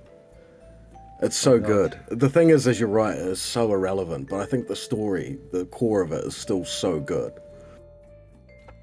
Yeah, I mean, it's such an old version of CK3. That's what something I hate about Paradox games being constantly developed is that I've got CK3 footage from years ago that's really solid, great storyline, but it's outdated now because it's such an old version of the game. I resent Paradox for that. Yeah, you've probably got Vic 2 content from years ago that you can still Exactly. edit. Yeah. I've got Vic 2 content. I've got unmasked Vic 2 content from still 2020 that I've got somewhere. I've got, I do actually have really old footage, and I've got some old stream archives that I could edit into videos too from years and years ago. The only ways in which they become dated is maybe the memes that we're spouting off, or the players that have moved on, or groups of Vic 2 multiplayer groups that don't play together anymore. Those are the only ways in which they might be dated, but still, it doesn't really date them. Yeah. But with Shovel Face, I do think the story is good enough. Do you agree the story is good enough? It deserves to be finished? Yes. Zen must just made a pie chucker mukbang. I know, pull it up. It's terrible. It's the worst thing ever. It is. The great thing about Zenmos... You made it take up the whole screen. It's horrible. It's horrible. Sometimes he puts such wonderful effort into his art, and it's great. That was sometimes coal. It's this. That was coal, as they say. He normally posts gems, but now he posted coal, as the kids say these days. Do they? Yeah, the soy jack kids. Yeah. Are you being serious? I'm so confused. Is that a real thing? Yeah. They say coal? No, it's not like a mainstream kids say it. It's niche-ish sort of the soy jack, the Wojak community. Okay. Who I keep stealing images from my videos.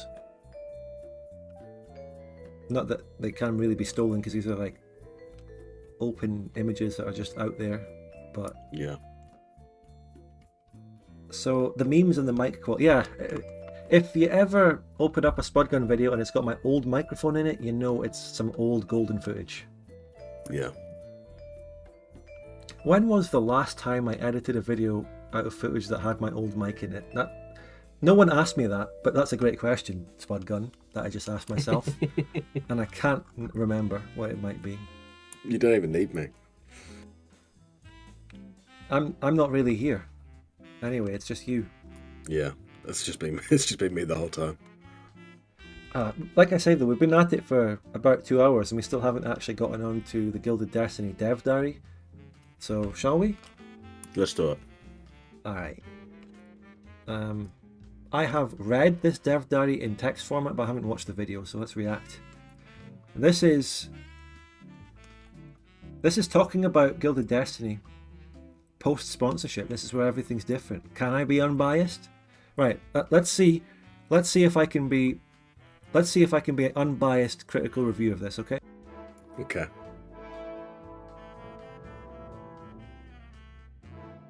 Greetings, fellow industrialists. Alright, this colonial system is probably the best colonial system I've ever seen in any game ever. It's going to be so engaging and perfect, and you should buy this game and wishlist it now. Right, that's us done with the... Yeah, there we go. Moving on to the next topic. Let's move on to... nah, I'm just joking. This is the... Shall we... Are you watching it? Do you have a stream up? Right. Welcome to our first dev diary for 2024. Hopefully, 2024 has a good start for you all. Oh, it certainly did, for me, financially. Wait, is that the sort of thing I should say? Probably not. So yeah, they also did on the YouTube channel a recap of 2023 for them, and 2023 was basically the year that Gilded Destiny just started to exist and become known and make videos. That was, I think they actually started in that year, or they might have started at the end of 2022, but like still just forming and not known yet. But they became, because I think their YouTube channel starts in 2023 and they start actually putting out content and becoming known then. So that was their year, and now they're coming into 2024, and you know, they might release this year. Don't know. It says it on the Steam page that it releases in 2024, but I wouldn't want to rush them towards that if they need to finish it. Absolutely. Don't be like Paradox. Take your time. Yeah, take your time. Take your time. Today, we will talk about colonization in... Take your time. Make sure that Estonia and Latvia are the right way around. Yeah. That was that's a wee thing. Well, I also want to look through the Vic 2 and Vic 3 Reddit threads about Gilded Destiny, and that was mentioned like in half of the messages, and that's from their Kickstarter trailer, which is another video. Little thingy, and I put that in the sponsorship to show how they respond to feedback as well, because I mentioned it on the Discord, and he explained why that was an issue and why they fixed it. IDs or something like that. In Gilded Destiny. My name is Kenneth, one of the co-founders of Aquila Interactive and the executive producer working on Gilded Destiny. I should put my boss in. As usual, I would like to encourage you to join our Discord and share your questions and suggestions with us. See you all there. Colonization played an important role in the 19th century, and its legacies heavily shaped the world we know today. In Gilded Destiny, we know it would be impossible to represent the era without having an interesting colonization system. Yes. In the panel, there are two primary tabs. First is an overview of different settlements that are already present in the province. You can click on the location icon of a settlement to jump to its location. You can also see each settlement's population size. A settlement functions much like a city where you can place buildings and factories and encourage immigration. Constructing buildings in settlements tends to cost more and takes more time than in a normal city. Right, this is their early concept art makeup for what is an uncolonized province. Now, is this an entire state or just one hex? It's probably a wider region of the state of Washington. Wait, it should be. Yeah. Since multiple countries can establish settlements. No. So it's got, without the background music, it really does create an awkward silence when we stop to react and talk about. This has to be more than one tile. I think it is, because I don't think you have more than one settlement or city within one tile. Oh, I mean, if you look at Seattle and Vancouver, they're, Yeah, you yeah, know, yeah, of course, yeah. completely fucked. Yeah. So, but this must be a big region because it includes Vancouver and Seattle, and it's not like the border isn't on the US-Canada border. So maybe they're Yeah, which is selecting a very interesting. big region here. Does this game have big tiles or tiny ones? Pretty tiny. They have 1.6 million of them on the whole map. Pause 1 second later, maybe. Oh, well, you might be responding to before I actually did that to show the map. In an uncolonized province. The full colonization of the province is essentially a winner-takes-all race between countries to grow their settlements. The first country that crosses a certain population threshold. The winner-takes-all idea is sound because in Victoria 3 colonization works on like a individual province basis, I'm pretty sure, which is one of the few things it does with provinces. And I've seen how Victoria 3 colonization maps look, how there's massive, ridiculous border gore, people are snaking in with little provinces. If he's referring to an entire region, winner takes all, then I think that's quite right. Because, Yeah, yeah, I think you could make a more interesting system, but in terms of, where you're putting resources, that's a sound, like you say, it's a very solid approach.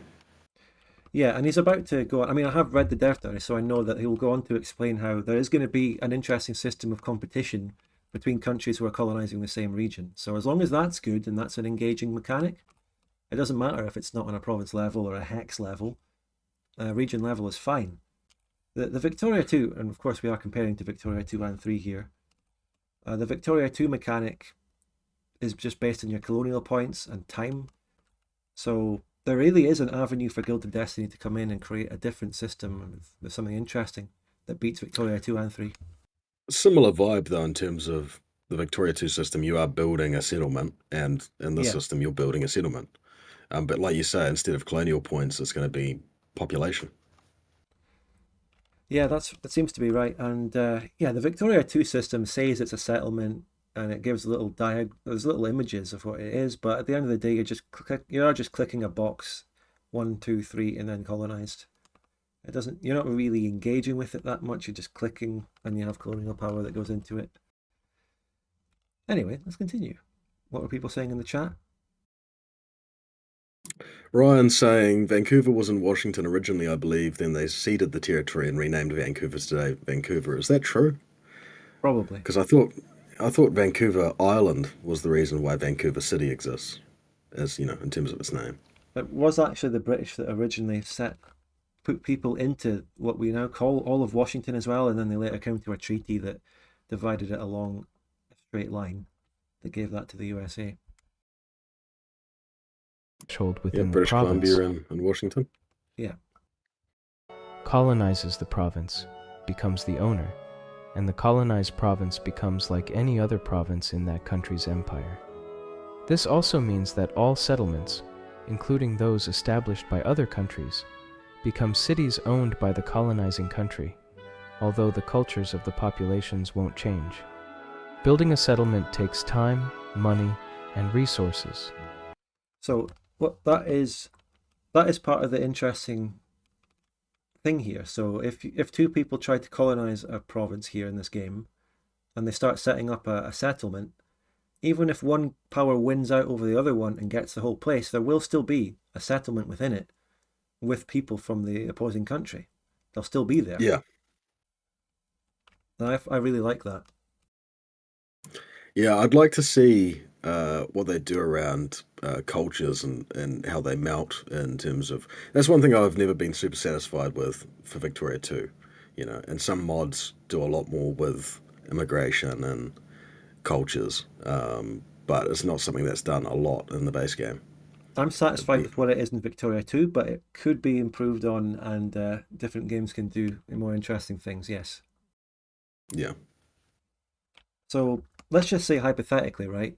You're fighting a colonial race for something, and you've set up a settlement, and the country that you're competing to get that colony also has one. And let's say they win, but you have a sizable settlement in it.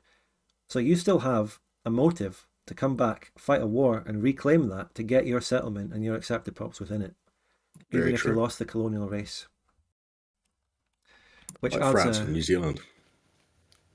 yeah, exactly like that. Yes, definitely. Yeah.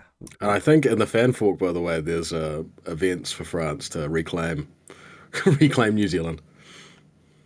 Fanfuck? DOD Yeah, yeah, and fanfuck? the DoD, sorry, the what's it called? GFM, I The believe. the the grand fan mod, yeah. GFM, is that a mod? Am I saying? GFM's a mod, yeah. Yeah, yeah, GFM. Do you mean New Caledonia? No, Do they have? pass. Do you still have a French settlement in New Zealand to this day? Yes, we had what is it? It's not. I'm trying to remember the name of the settlement. It's in the South Island, and all of the streets are still French, and they speak English now. But yeah, we had But a pretty major the French streets, settlement. the streets speak English now. The streets, yeah, the language of the streets.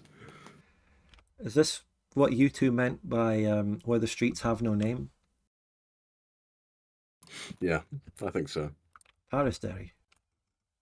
Anyway, let's continue. And only the great and minor powers in the game will be able to build a settlement. Once you decide to build a settlement, you will be taken to the map where you can then pick a location for your settlement. When the construction is complete, you have a few simple options on the colonization panel. You can raid foreign settlements, which will apply. All right, I just want to make a point here. This is my feedback for future Gilded Destiny videos. The music is a bit too loud, so it should just be more in the That's background while fair. the person talks. There you go. Yeah, They'll never do a sponsorship with me again now. yeah, it's over. Apply a population growth debuff to settlements owned. For example, in my sponsorship section, you know, that level of music behind my voice. There you go. Constructive feedback on the videos, I hope. Owned by other nations and discourage immigration. You can also build additional settlements beyond your first if you think that will benefit your colonial strategy. Once you cross the 50k total population, you can then claim the province by clicking on Establish Colony. The top left of the panel shows an icon representing the province's habitability.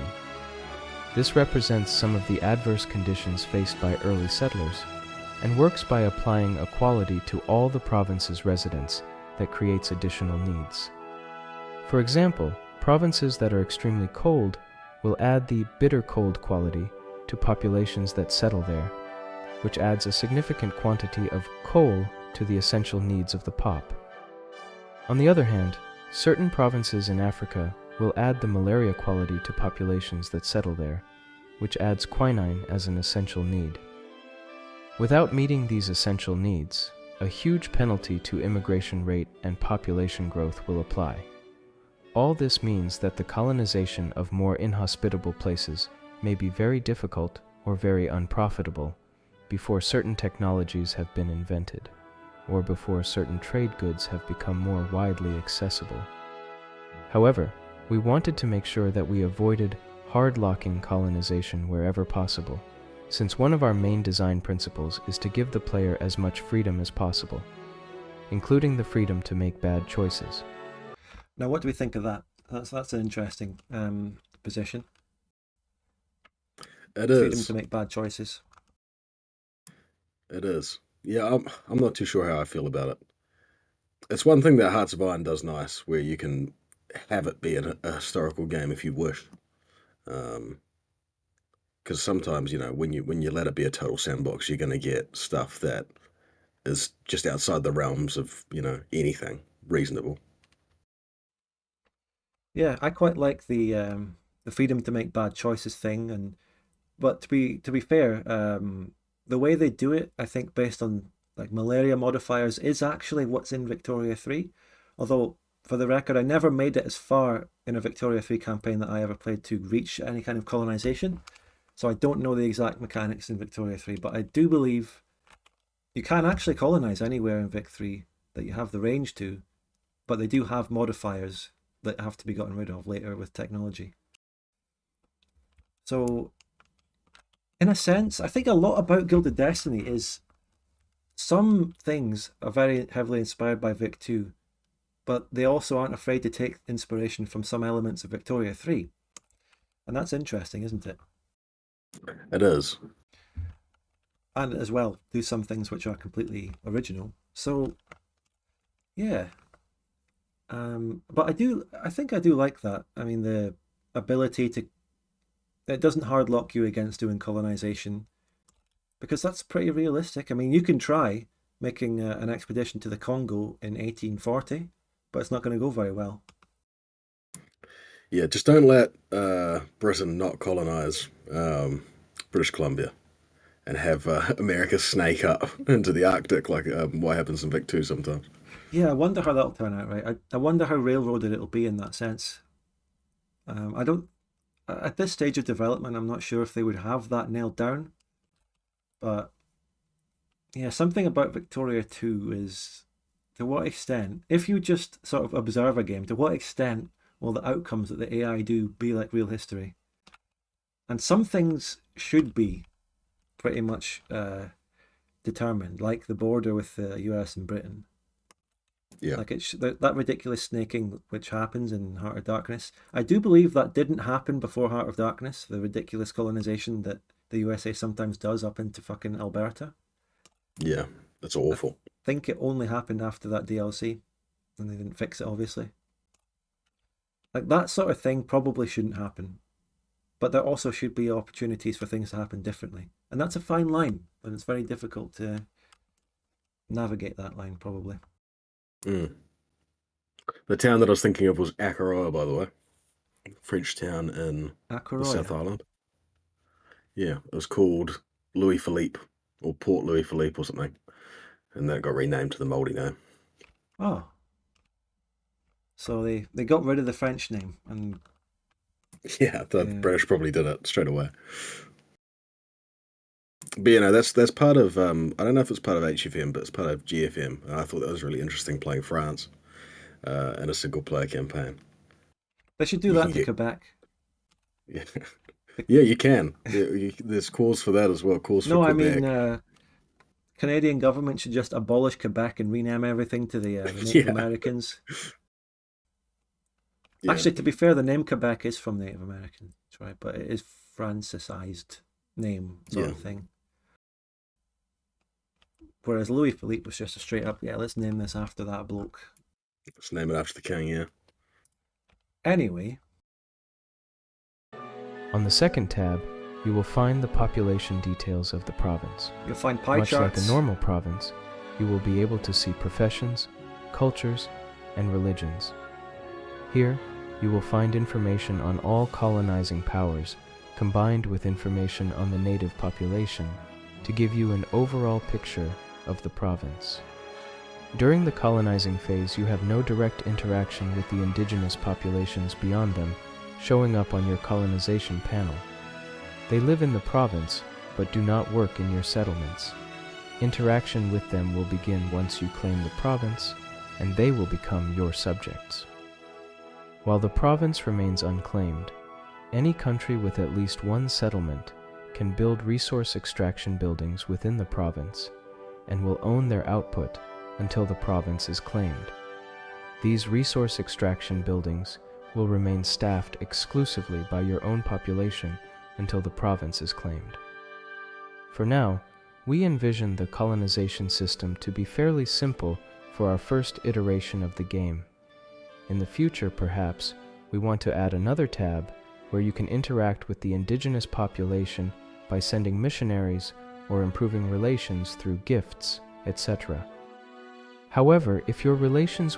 Alright, okay, the globe is what it is, but I don't like it just constantly spinning. It makes me a bit dizzy. Yeah, me too. Right, just hold it still for a moment while I take in the colonization system. No, it's it's pretty solid to me. Overall, the colonization system. Yeah, it's very practical. I like it. It's, you know, it's not overcomplicating things. You know, what I was trying to say before was, it does the job. It's very, you know, seems relatively simple, and it probably, you know, opens them up to go crazy on some other things. I think that's Yeah, probably a good approach. sure. Yeah, it seems good. It seems fine. I think there's, from what they've said, there's a bit of a jump from being a colony towards becoming owned. So when it's still in the colonial phase and you're building settlements and you're taking immigration to it and you're building some resource extraction buildings and you're not interacting with the indigenous pops at all, and then suddenly you click a button and you have the whole state, and then suddenly the indigenous pops are your well, your pops. You own them. Like there's suddenly a jump from that, a jump from not having them to having them instantly. Whereas in reality, it was a slow process. There was contact all the time. You know, people they would take some native people to come and work in these buildings and stuff, and it was gradual. But for like they say, for the first iteration, they'll keep it in the straightforward sense. But there's a bit of a, it seems like a bit of a hard jump there. But yeah, it's like that in Vic 2 anyway, right? Also, when you've got a very practical system like this, probably is much easier to add to it. You know, when you're Yeah, going with a yeah, complex, complicated kind of system, it's like Victoria 3 war system. How are you gonna ever come back from that? How are you gonna improve on that as your base concept? yeah. So yeah, colonization is definitely a system which has a solid foundation that can be expanded upon, unlike Yeah, a crap system that can never be fixed. Yeah, that's right. yeah. G'day, So Woven. Um, did you see the art Zenmo sent you? another one. What have we got here? Another one. Oh, oh, France wanting New Zealand back. All right, we'll put this in. Yeah. Right. There you go. France trying to claw New Zealand back. That you can see that was a very hasty drawing of New Zealand's geography. It's I'm not bad. critique. It's fine. Don't get me wrong. But if you were to look at that without knowing it was New Zealand, would you really recognize it? Yes, I would. Although, Hmm. probably pretty easy for me. Yeah. Big island, little island. You can't go wrong. What about the It could third just be island? What's that third island there? Stewart Island. It's like a nature reserve. Oh, you have a It's whole actually, nature reserve? yeah, I've never been, but it's I think when like there's native animals and things that are getting wrecked by introduced predators like stoats and rats and things like that, they take them to Stewart Island and sort of rehab the populations. Oh, right, cool. New Zealand is wrong because it's shown on the map. Ugh, that bugged me when I was a kid. Doesn't really bug me anymore, but yeah, constantly being left off maps sucks. Yeah. That's one good thing about the globe of Gilded Destiny is that you can't take New Zealand off the map. It has to be there. No, it doesn't. You can just have an empty bit of Yeah, just sea. a bit of ocean. Yeah, the globe is a bit of a divisive thing. So some people don't, some people like it and some people don't. That's the thing. Uh, I think it's fine. It's good that Gilded Destiny have gone with it because it gives them a unique identity and a unique look, so that people can less accuse them of being a Vic 2 clone or whatever. But let's say you were a project, right, that you were trying to recreate Victoria 2 and you put a globe on as a default option. That turns a lot of people off, but it's not claiming to be Victoria 2. But I'm just making Yeah. up some hypothetical other project. But yeah, I can't complain about Gilded Destiny making a globe because it's their game and it's a unique thing for them. But you can complain. Never mind. Never mind. It's fine. But yeah, interesting stuff. I mean, I'm sure people will get used to it when you actually start playing Gilded Destiny. Yeah. I wonder, I don't think they have ever spoken of having a non-globe option. I don't think they will. I don't think No. it's possible, at least Yeah. for now. It might be. Yeah. I think if it was an easy thing to do, then they would have just offered it already. So I can imagine it's Yeah. engine or something like that. I don't know. Especially if you look at their video where they talk about how they built the map, it's really, I don't know, it's like hard built as being a globe, I'm pretty sure. Really, Yeah, it it is does seem to fundamental. be. It does seem to be that way. Yeah, it's really built around that. If they were to make a map on the ground. They probably have to complete. It would like be some kind of big rework, completely changing the whole thing. Yeah. But I might search on the Discord to see if someone has asked that already. I mean, it must be a pretty common question. Anyway, let's see if they have anything more to say at the rest of the video. With them turn hostile, they may also conduct raids on you, setting you back on your colonization progress. If you have any thoughts about adding these interactions, or about anything else in the colonization system, for that matter, then let us know in the comments. Alright, that will be it for this dev diary. I hope you enjoyed it. Lastly, remember to subscribe to our YouTube channel, and if you have not done so already, add Gilded Destiny to your Steam wishlist. Until our paths converge once more, we bid you farewell. Right, there you go. Colonization. Solid system. Takes a little bit of Vic 2 here and a bit of Vic 3 there. I'm fine with it. Nice mechanic. I'm sure it'll be good in the game. There you go. There's still loads of other mechanics about Gilded Destiny where I don't know that many details. I think like the economy. I'm looking forward to seeing what they have to say about the economy and things. How their pop system really works down in the nitty gritty. So there's a lot more to look forward to on that, which we will cover in the future. Looking forward to it. Absolutely. The Bossa Nova's back. So wait, let me turn this off. Right, let's take a little moment there. What do we think? Do you think I was biased? No.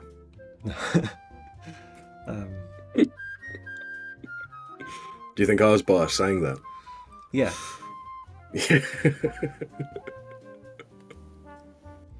Just like as you were praising, you said that the medal didn't make you biased, but you were about to have a really critical opinion about the colonization map mode, but then you saw the medal in the corner of your eye.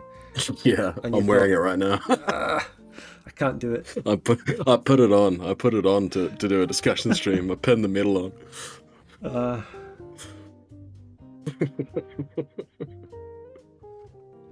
Well, there you go.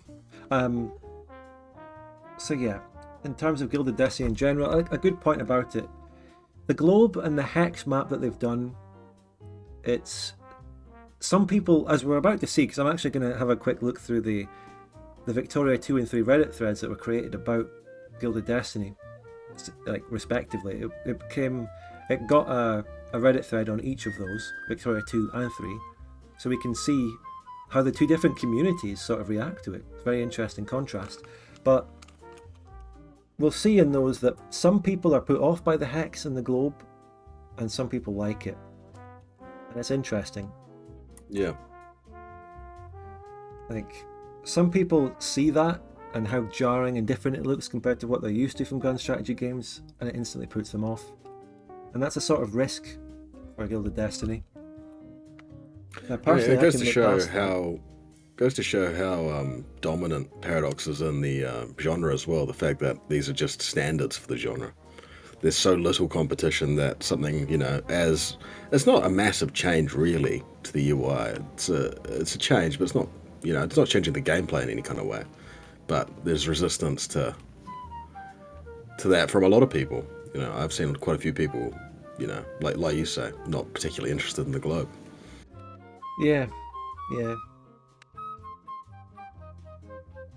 That guy talking during the video seemed pretty biased. What, the actual employee? Yeah, he was biased. Anyway, any more thoughts on Gilded Destiny in general, or about the colonization? Or shall we look at what the Redditors have to say? Let's go to Reddit. Let's do it.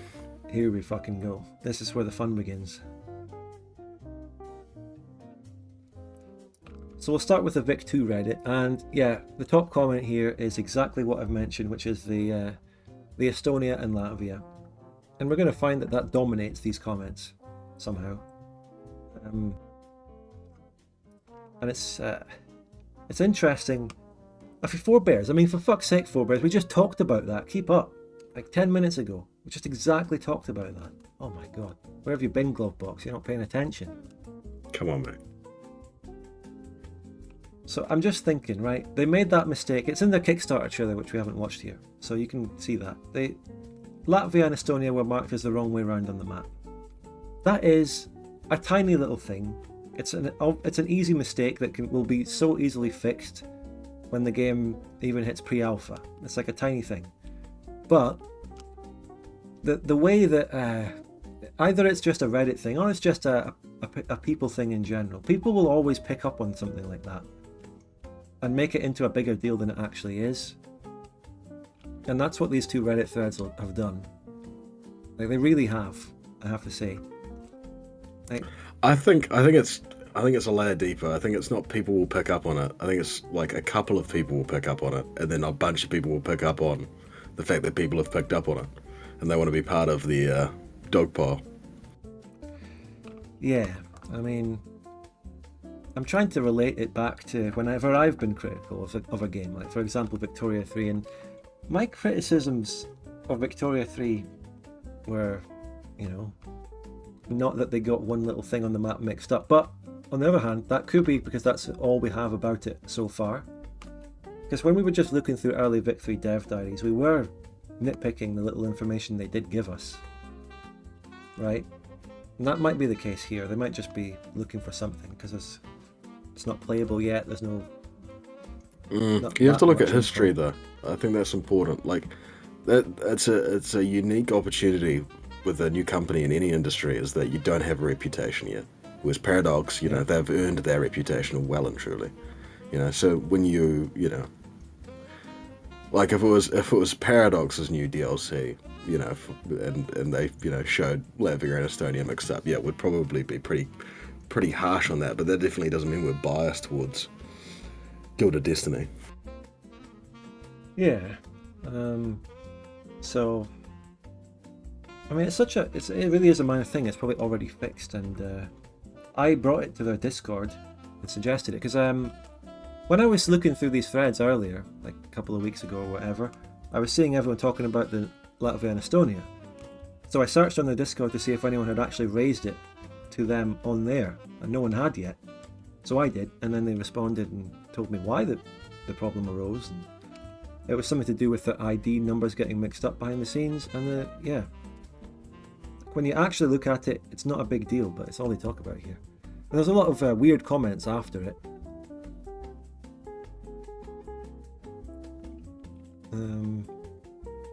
This one. If you scroll up, this Redditor, Dejected Angel, insane. Where? What he it's up the top. He says, easy, the developers are a bunch of hacks who don't actually care about the game and only see it as a product to earn money. So what? Yeah, I mean, is he? I don't know if he is joking or not. Maybe he is joking. No, he's not, because he follows up. I had to do a double take when I saw Byzantine Purple and Roman Empire. I thought they just 6 comments down, and I thought the Ottoman Empire is the Roman Empire. It's like he's taken it and ran with it so far. I'm almost tempted to look at his post history. You know, sometimes you get the. Let's do it. Well, no. I'm gonna do it. I'm gonna do it privately first, off stream, and see what's there.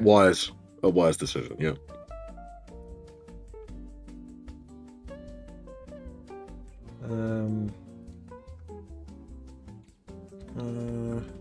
What have we got here? What's wait. Let me look at this. He is into some kind of anime. He or she or they, sorry. Don't know.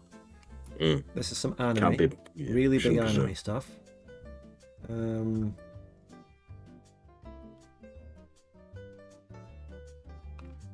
Yeah, a lot of anime.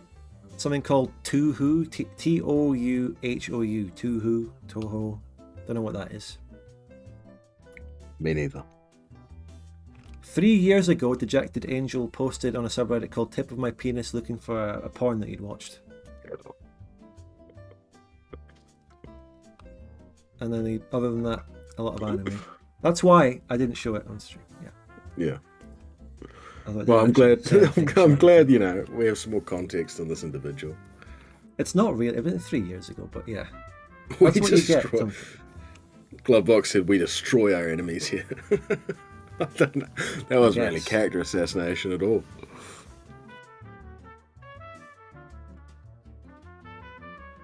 An anime bullet hell game series. I don't even know what bullet hell is. What's that? I don't know either. Anyway, so some people saying some positive stuff, you know, publishing Death Diaries. I'm iffy. The one here we get. I was about to read this comment, going, okay, this is a normal, nice comment, and then the one thing I'm iffy on them is somehow switching Latvia and Estonia, which is a typical non-question question. Yeah. The one thing I'm iffy on them is somehow switching Latvia and Estonia question. What's the answer to the question? I'm nitpicking grammar, but anyway, like No, it's fair enough. Yeah. I guess the point of view is that people see that, and when it's an upcoming game where they need to prove themselves, people don't know if they're dealing with something that's professional and serious. People see something like that, and it makes them lean towards going, "Oh, this is not serious." I get that. For people watching that video is maybe the first time they've seen Gilded Destiny, they don't have the same info that we do. They haven't been watching loads of their dev diaries. People pick up on that, I guess. That's what's going on here. Prussia's pink. Yeah. Looks kind of scuffed, but I'm optimistic. For a pre-alpha, it's pretty well done. Consumer response is positive, according to me. Oh, and there's an Open Victuum Project Alice thread there. That's for another day. It's a pre, and I'm there. It's a pre-alpha. The developer is a Hong Kong upstart, and this is their only game. From the looks of the UI, it seems they almost just ripped everything from the Vicky series and plopped it into their engine. I don't think they have a lot that looks like Victoria 2 in terms of their menus and pop menus and stuff like that. Yeah, looks a bit Victoria 2ish, but I don't think it's fair to say they actually ripped Everything. Yeah. I don't know about that.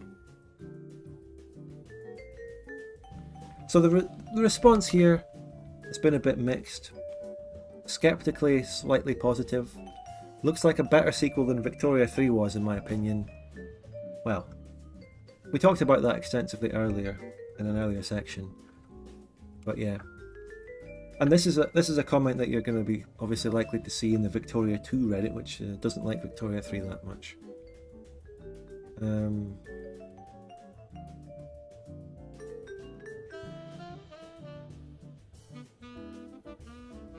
And there's someone asking about Let's see what the Victoria 3 one said. And as you can see, a lot more negative. This top comment here saying, was this guy simply so angry about the fact that the tax rate isn't a slider that he rewrote the entire rest of the game?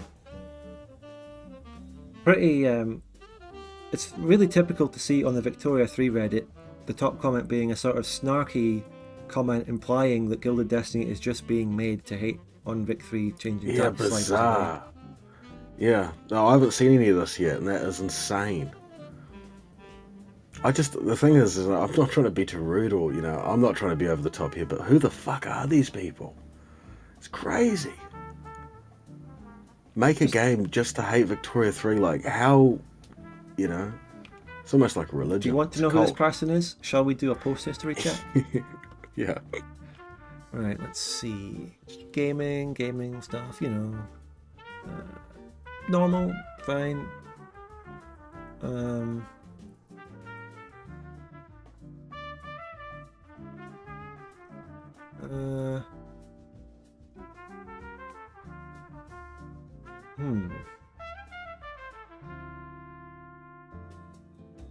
It's just normal. Let's get it back up here. But at the same time though, it just probably is just a pretty, not a serious comment anyway, I wouldn't say. And then we have someone here who has been in a coma since, when did Grey Eminence announce it was dead? We got another one about Grey Eminence. This in Grey Eminence, well, he knows it's sadly on hold actually. But how can you still be excited for Grey Eminence? Yeah, it's over. It's most likely, it looks pretty over. Pretty over. I think it's over. And then there's a massive comment thread about where Grey Eminence went, I guess.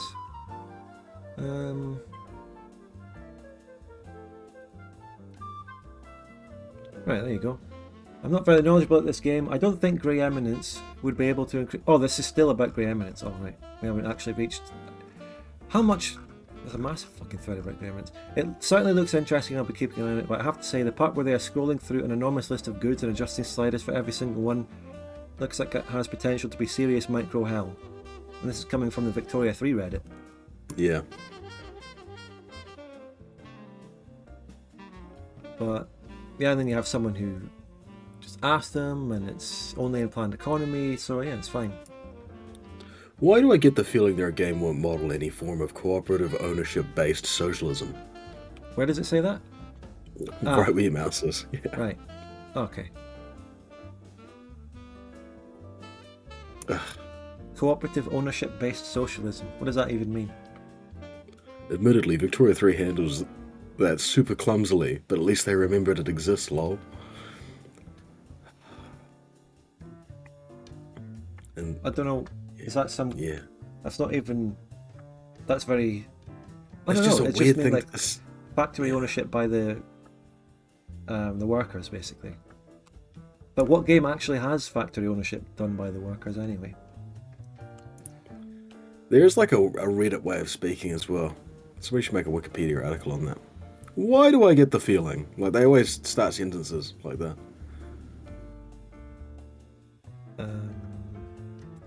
Well, yeah, the Espiocracy. In the dev diaries of that game, they sometimes shit on Vicky 3 a little. Personally, I think it is a bit childish. You have to make a game that exists on its own, otherwise you keep defending your design choices as we are not Vicky 3. Well, it says, the person even says, sometimes. They don't go out of they don't start a dev diary like, here's Victoria 3, and here's our game, and here's how we do it better than them. No, they just make a couple of little digs at it now and again. In fact, I've only ever seen one, which is the one about the war system. I can't remember. And in some aspects, they are taking inspiration from Victoria 3, like certain aspects of colonisation. So, I think this person, being on the Victoria 3 Reddit, I think being in the Victoria 3 community gives you a really defensive outlook, because of the controversies around it. So this is really defensive about Victoria 3, overblowing the little things that they've said about it. But even then, as I've touched on before, the Gilded Destiny is cleverly moving into the gap created by this person's beloved shit game. So it's a clever business thing to do anyway. And it's quite right. Also, they haven't shit on Victoria 3 really at all. They've liked comments that have been critical of Victoria 3, but that's pretty much as edgy as it gets, and that's not very edgy at all. They're certainly not shitting on Victoria 3. Just as a bit of a cheeky wink. But yeah, everyone is saying the comment on this is actually funny. I don't like Vicky 3 and I wish for a spiritual successor to Vicky 2. And then the next person says, why exactly are you in the Vicky 3 subreddit if you don't like it? Which is a good point. Other than looking over it like this, I'm not active in the Vicky 3 subreddit. I don't go there to post. But it is true that a lot of people on the Vicky 3 subreddit, in the times that I have looked over it, especially around 1.5 where I looked to see what they were saying, there is still a lot of divided opinion about Vic 3 even within this place. And lots of people really do heavily criticise it a lot. And then this comment saying, I don't like Vicky 3 and I wish for a spiritual successor to Vicky 2 can still get 42 upvotes in this place. It's crazy. This subreddit is schizophrenic. There's no other way to put it. Yeah. Wait, not that one. Not that one. Wait. Oh, right. I've lost the schizo image because I've renamed them. But you get my point. So, what else we got? It looks more like Victoria 2 is getting a competitor. Because I guess he's trying to imply that it's more similar to that. I guess. Yes, these exist. Is there anything else to look at here, really? Oh yeah, I forgot to mention that the Gilded Destiny has the building towns element. So you can zoom in right on a hex and do a little bit of city building and build your factories manually on the place. That, I think, is something that gives Gilded Destiny a lot of uniqueness. Because neither Victorias have that level. It's a very different approach, which is, very interesting. You're right, it's very unique. It is unique, but it also is a bit risky because it could be hard to manage. If you imagine having to go into every city you own in a Gilded Destiny empire and having to manage tile by tile cities in every place, I think it should be something that can be automated, but you can go in and build a building if you want to. Yeah. And then I've already alluded to the competition element earlier, so quite rightly this person is saying that they're looking forward to Paradox having competition. Good stuff.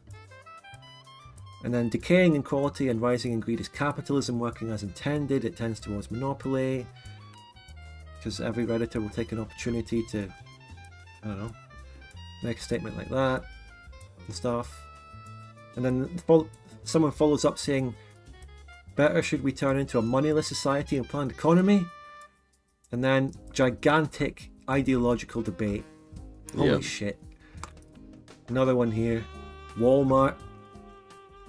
No god or supervisor commands the CEOs. Yes, epic debate. And then some. Congratulations, you've defined the mechanisms of a market economy. I can't imagine actually talking like that. Look at this, right? So it goes from decaying inequality and rising in greed is capitalism working as intended to 2 + 2 = 4. So your point? It goes from that. It goes from that to that somewhere in there. Collectivist strawman. It's the smarminess. It's the Reddit smarminess that kills me. It's not really even what they say. It's the way they say it. Sometimes, yeah. Competition is good. Yes. I remember when we talked about their portraits, Dev Diary, and we mentioned some aspects of it and the AI stuff. I remember that one. That was interesting. Meh.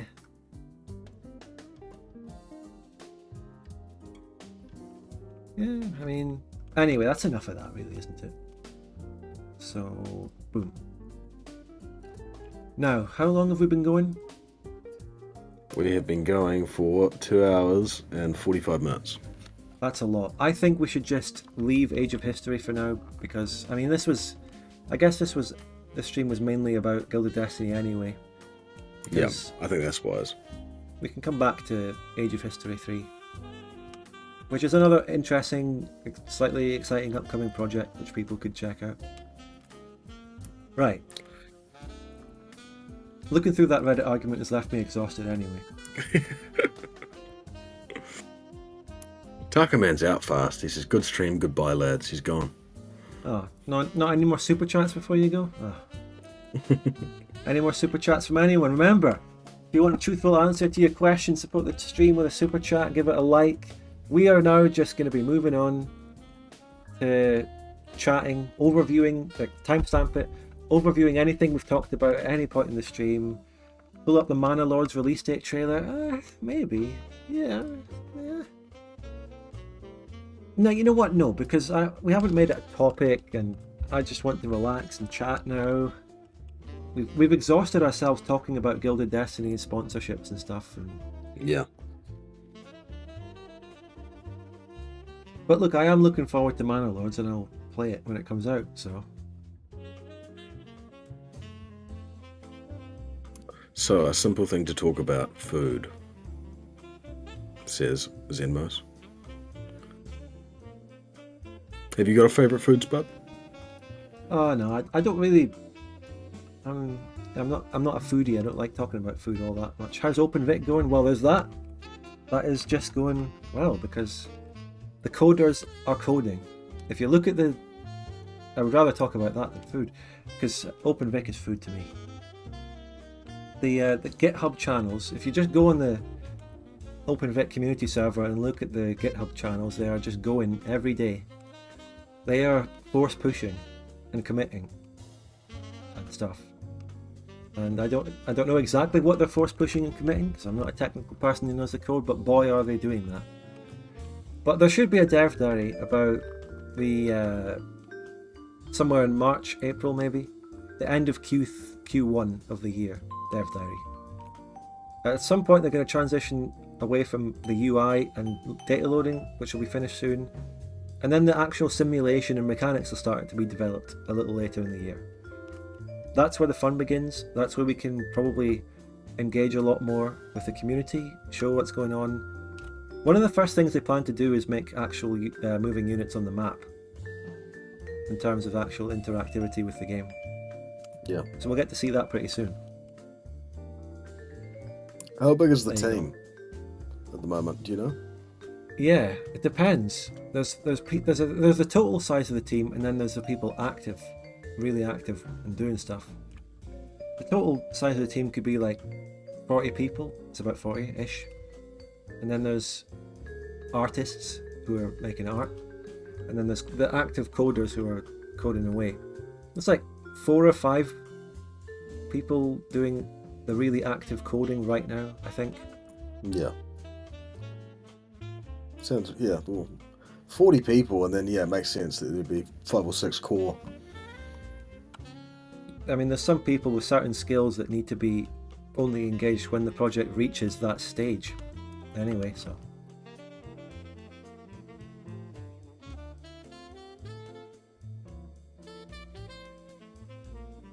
Well, sort of, how do you interact with them on like a, weekly basis? Do you check in with them? What's sort of your role at the moment? I chat on the development server, just everyday sort of chatting sometimes, and I engage with the sort of leadership meetings and see what's going on. And then when there's something to show the community, I start to maybe do a community post or start to build up a video, and then when like a dev diary's coming along, I'll publish that, and we'll do a discussion stream which I organise and gather people. That's the format basically. People asking about the other project as well, but I can never tell. Sometimes people are asking about it genuinely, but other times people know. Like I think the guy who put a troll face knows a bit more than he might be letting on. Right? Come on. Yeah, I'd say so.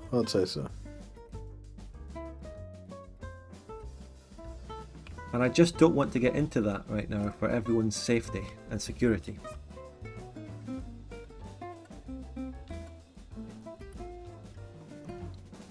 So that's going well, and I'm looking forward to sharing more. From time to time, some of the devs will share the latest thing they've been working on in the informal showcase on the community server, which gets cross-posted to a channel called Updates on my own server, and then maybe it'll get put in a community post or something.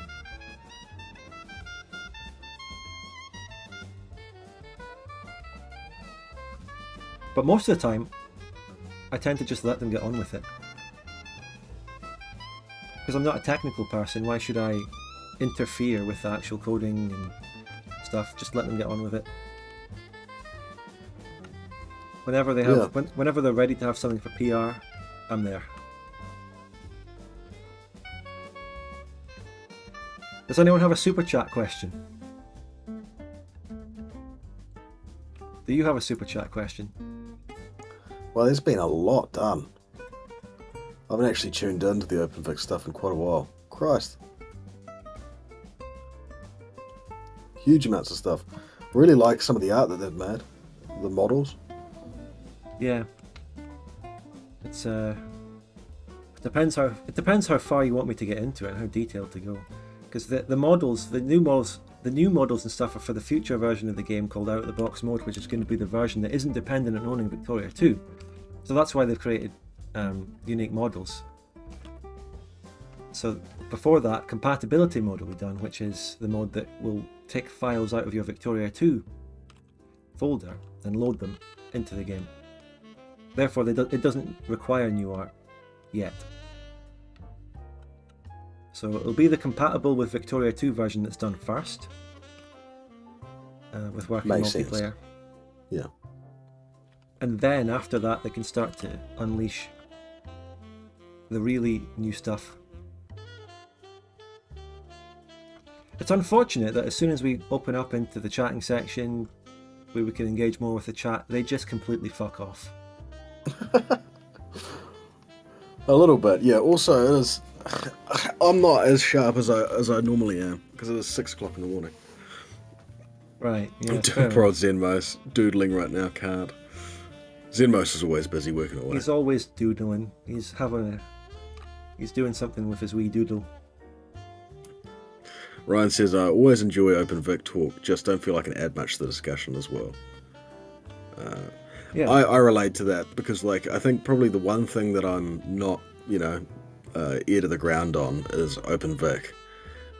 Which I probably, I always watch your Dev Diary Spud, but in terms of, like, checking the server, I don't do it very often. Yeah. Fair enough. How should Gilded Destiny hand non-Western countries? Well, since it's not a super chat question, they should handle them by calling them... What do they call it in Vic 3? I can't even remember. I can't remember. Forget it. Well, I don't know, Jan. They probably already have some plans maybe laid out somewhere. I don't know. Unrecognised, that's right. Unrecognised, yeah. They should do. They should make it so that those countries are very different to play from Westernized countries, so it's not just exactly the same experience no matter what you play. Yeah, the hard part is how do you represent that difference? Yeah. Victoria 2 did it well. You think so? In terms of the gameplay and having a different, unique system for them, yeah. The reforms, I don't know. I've always found the westernizing system to be. It's not bad. I definitely don't think it's bad, but I don't think there it's. could be better things for sure. Yeah, I don't think it's particularly interesting. Like, I didn't play many single player games as Japan because I just didn't find the westernizing part interesting. It felt a bit like, westernize as fast as you can, and then you get to play the game and do all the cool decisions and have your LARPing spree. Well, if you play Japan, you can conquer Korea day one and fight a war with China day one. Yeah, you get extra reform points, I think, from conquest and things like that as well. It's true. Recognized and unrecognized. How's that better than uncivilized? Because the people who aren't recognizing them, same people who would call them uncivilized. And that change in language was the attempt by Paradox to apply something more... Take the game out of what sort of things people said at the time and apply something more modern to it. Like, if you have a mechanic in the game called civilized or uncivilized, well, we wouldn't say that about people now, but that's what they said at the time, and that's why it's in the game, because the game is about the 19th century. It doesn't have to be pretty. Yes, I agree with that. And it's not like a thing that's unique to certain continents either. If you look at Crusader Kings, Byzantium is civilized, and the Scottish tribes, Pictland, is not uncivilized. I don't feel any particular offence at knowing that my people, that my own ancestors were a bunch of uncivilized tribes a few hundred or 1,000 years ago. Doesn't offend me. No. But then again, never mind. Yeah. To be fair, with you. My ancestors did used to be uncivilized tribes, but then they did become the British Empire, so there was that. Yes.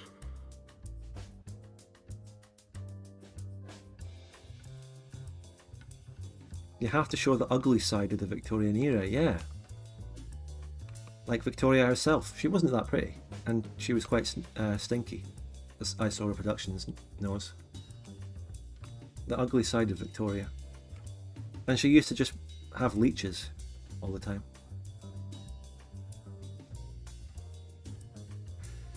I knew she wasn't particularly attractive, but I didn't know she was smelly. Yeah, that was something that iSorrow Productions mentioned in his video about Victoria 3 being smelly. Oh, of course.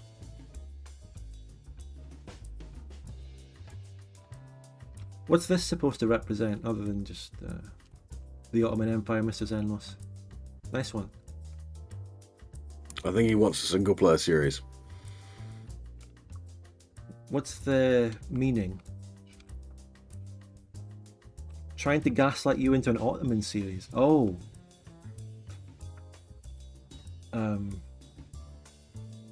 Well, I don't currently have any plans. Hate to break it to you.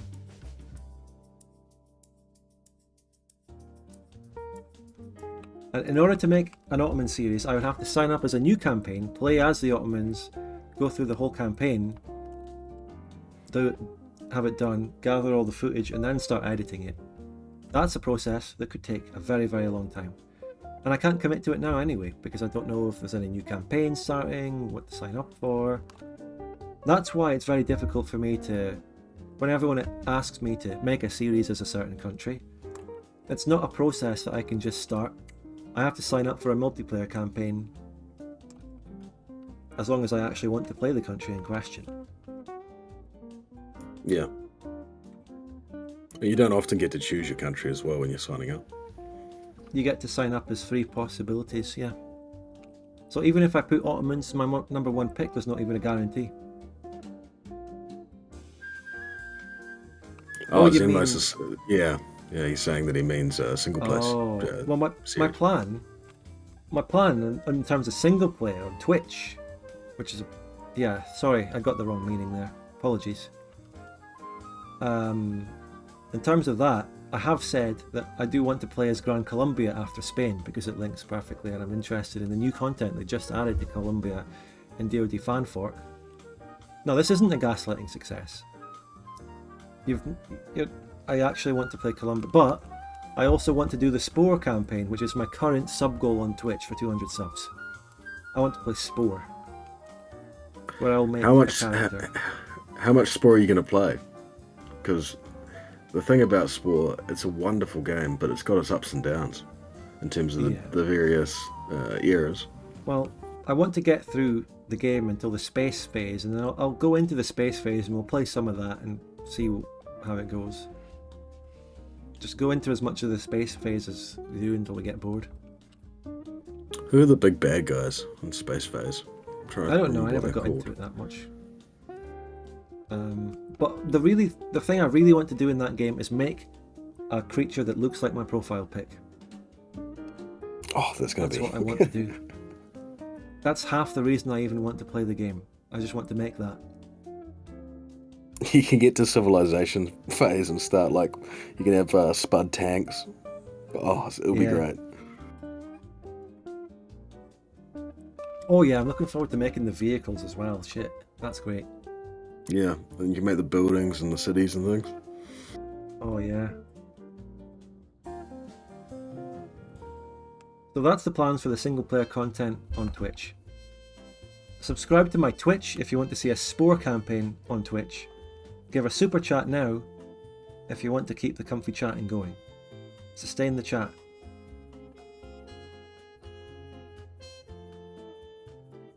Satisfactory or Factorio? Yeah, I wouldn't mind. Not really Factorio, I don't think, for me, because again, it's one of those games that's super dense. But we could play Satisfactory sometime. That seems quite interesting. Aye, maybe down the line someday on the list. I don't know. I've got plans and things I want to play now, which will last months anyway. And there's upcoming games I want to play. So yeah, sorry to let people down with your game suggestions. I'm currently fully booked. It's on the list.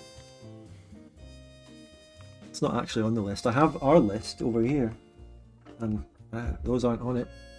Raft is on this list, and we're currently doing that. Yeah, there's probably quite a bit of Raft left. Yeah, and then we'll do a Morrowind co-op or something. Yeah. Oh, I haven't played Morrowind in so long. I never finished it either. And then we might do Victoria 2 co-op. So Victoria 2 multiplayer technically, but it's just me and you co-oping on a pretty basic single player oriented mod. I think my only fear with that is performance issues. Yeah, Because but with 2 people though, it's fine. yeah, that's something that would be nice about OpenVic, is having better network code, more stability. Yeah. Remember that? Open source recreations of Victoria 2 and multiplayer. Oh boy. Remember that other one people keep asking about? No, I don't know what you're talking about. No? Well, let's say hypothetically there was one that had the most disastrous multiplayer session you've ever seen. I'm imagining it. Just imagine it, yeah.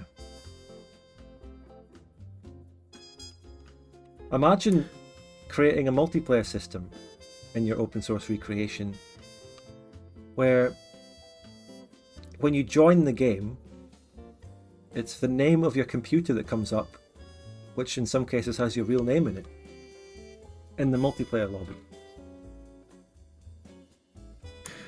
Seems like it'd be an issue. I don't know why we're talking hypotheticals though. Yeah, that would be hypothetically bad if that were to happen. That'd be a disaster. If that were to happen in a project whose entire raison d'etre is to cope about another better one, and then do that, it's just not good. That'd be embarrassing.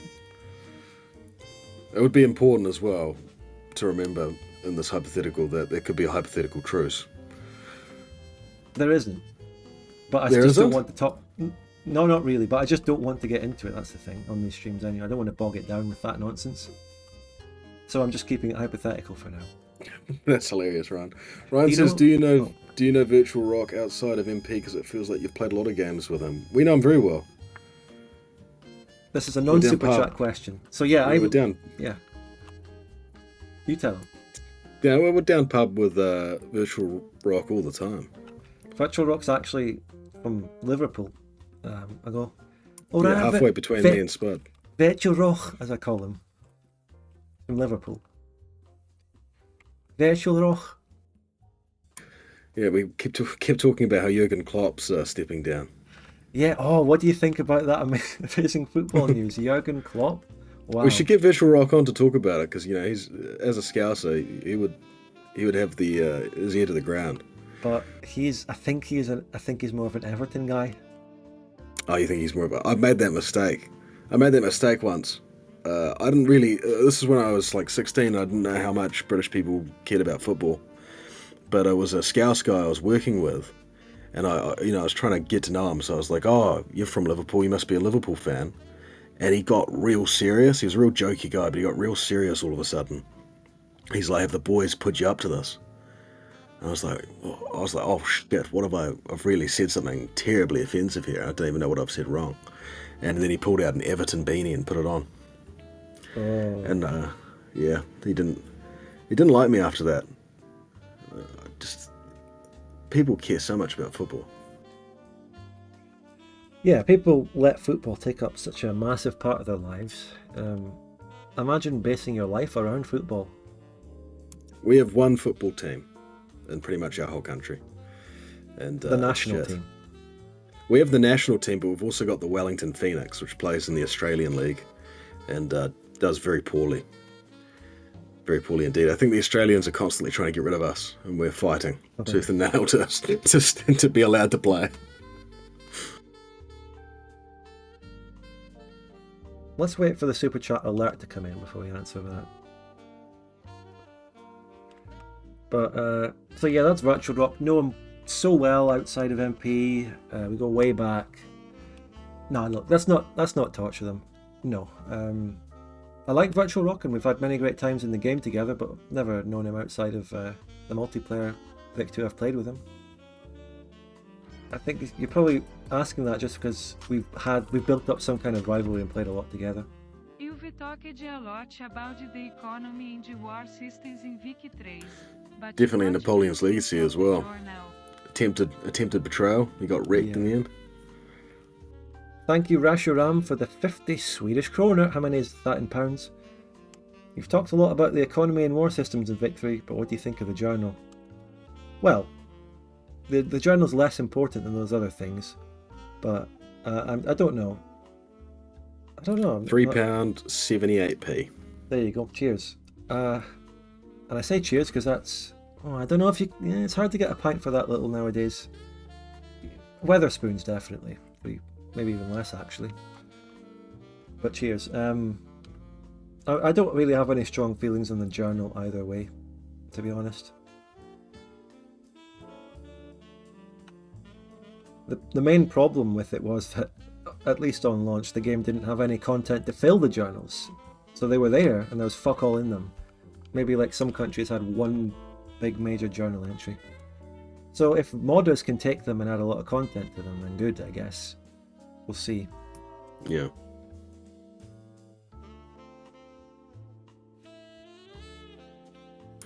Any more questions, super chats? Anything that we wanted to discuss, Spud? Was there? I don't know. Well, there was the other games we didn't cover. I even had a sort of AAR, Espiocracy, but we'll leave it. Yeah, save it for another one, and then we can give it the time it deserves, because that's what we talked about in regard to Espiocracy last time, is that we need to put some time into actually figuring out, because it's an exciting game. Yeah. Got to delve deeper.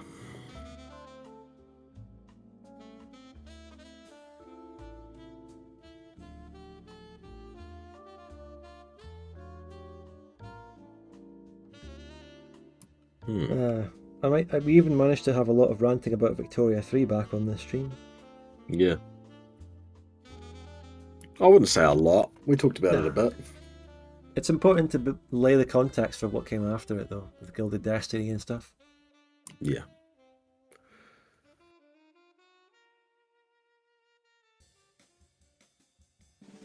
But, you know, life has been a lot better lately without thinking much about Victoria 3. Haven't talked about it that much or thought about it really at all since the video in December. So it's good. I mean, when that expansion drops, we'll have to be right back in there talking about it, because I'm really interested to see where that goes. But until then, and hopefully, you know, it's decisive either way. Hopefully, it's a massive comeback, or it's it's finally over and we can just bury it. Yeah. Like, good or bad, just end the nightmare. Yeah. We're so back, or it's so over. Not another very mixed bag. Not another prolonging of everyone's suffering. Yeah.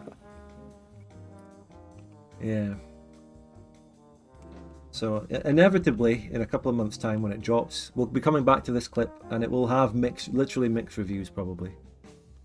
No, I'm not making that prediction. But yeah, I'm looking forward to going through the entire month of February without thinking about or talking about Victoria 3. We'll just leave it at this stream. Yeah. Unless they start to tease information about the fucking expansion. But we shall see. Absolutely. Alright, well, if we don't have anything else to cover, should we call it there? We could start to call it, yeah. Unless anyone has any more super chats to sustain us. Keep us going. I am looking forward to editing the rest of Bavaria Part 18, and I'm also looking forward to releasing that Open TTD video, which is next, probably on Saturday, since Bavaria Part 17 was Saturday. I like to have things neat and tidy. I'm looking forward to watching the Open TTD video as a viewer, not as myself, but as a viewer. Yeah. Because it's the downfall. Aye. I think also that if I'm thinking about the right game, it's a particularly bad one for me as well. I just never really got going. No. Don't worry about it. It's going to be really funny and great when you see it. Don't worry. I'm looking forward to it. So, since the last video I released was on a Saturday, I'd like to do it exactly a week later and have it be the next Saturday. Just some sort of schedule. And then Bavaria Part 18, I don't know if I can get it done by the following week. I don't want to pressure myself into committing to that, but if I do, that's nice, and I'm making good progress on it anyway. It's going well. Nice fun. And we're also looking forward to Piechucker's videos. Yeah, I don't know if it's gonna be pretty different. I think that's it's something that's interesting. Is like when I started making videos for you, I really enjoyed learning about the editing process and how to go about that. But I think one thing I'm finding really interesting at the moment is it's and you'll know all about this. It's such a different thing having the pieces already and then putting them together, or cutting them down, reassembling them, editing, versus making the pieces, and that's a whole different process. Starting something completely from scratch. Exactly, something completely original. It's I've just I think in that process I've found it really hard, because you sit down and you're like, okay, well, for example, like editing Napoleon's Legacy, I can sit down, I know exactly what to do process wise. I need to get rid of the rehosts and coughing, sneezing and farting, and then keep all the funny bits. But when you sit down to coughing make and sneezing and farting isn't funny? Well, listen, how nice is it to listen to coughing for 4.5 hours? Yeah. There's a couple terrible offenders, and the funny thing as well is that the only saving grace when I'm editing that stuff is hearing your frustration as you tell people to go to push to talk 9 times in a row. Yeah, I guess that was another thing about streaming Victoria 2 that I found annoying.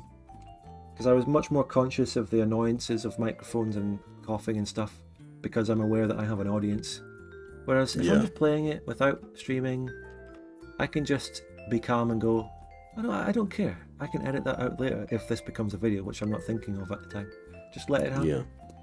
And if it is annoying, then I can still say, but I also don't have to worry about people just watching it and getting annoyed, either at the thing happening or annoyed at me having to say something about it. It's all just relaxed. Don't have to stress. Yeah. But yeah, starting a whole video from scratch is difficult. But that's essentially what I do whenever I make a discussion video, like a Victoria 3 video. So I just start talking. What I've found is, when I'm making a video where it's just me doing a discussion, which has basically just been Victoria 3, and also OpenVic videos actually, I don't start from the intro, and do it chronologically. Whenever I'm inspired and have something on my mind that I want to say, I just start there, even if it's going to be in the middle of the video. It doesn't matter. I'll just come back and fill out the whole thing later. And it's often starting even in the middle of the video with a good point I wanted to make that then makes it easier to do the rest of it. So you don't have to start right at the beginning. You can apply that to lots of things, not just video editing. Yeah, I think one thing that's been interesting is I was sitting down trying to work out how to do this video, because I've done quite a bit of writing, but I haven't done much scripting before. And what I actually went back to is a high school media class, and I printed out a bunch of storyboards and I started storyboarding stuff, and that was just a way to get started. Right. Doing a little doodle and writing a few lines about what quite a little Zen moss there. Yeah, being a little bit of a Zen moss. Doing a without little the doodle. talent. Drawing a little spud face or a pie chucker and going, wait, no, that's not what I'm trying to do here. Fuck. Drawing some slop. Let's hope that Prison Architect 2 isn't slop. But it's Paradox, and you never know. It's Manwood. It's not him, to be fair. No. Manwood is... he's an interesting character. But no, he's not responsible. Well, Zenmus, we know that PA is slop, but what about Prison Architect 2? It's funny, when I see PA, I think Planetary Annihilation, which is a game that I've played tons of. Anybody else play Planetary Annihilation? I know you haven't, Spud. No. When I see PA, I think about another hypothetical project that people keep asking me about. Of course. Slope and Source project. Slope and Source, yeah.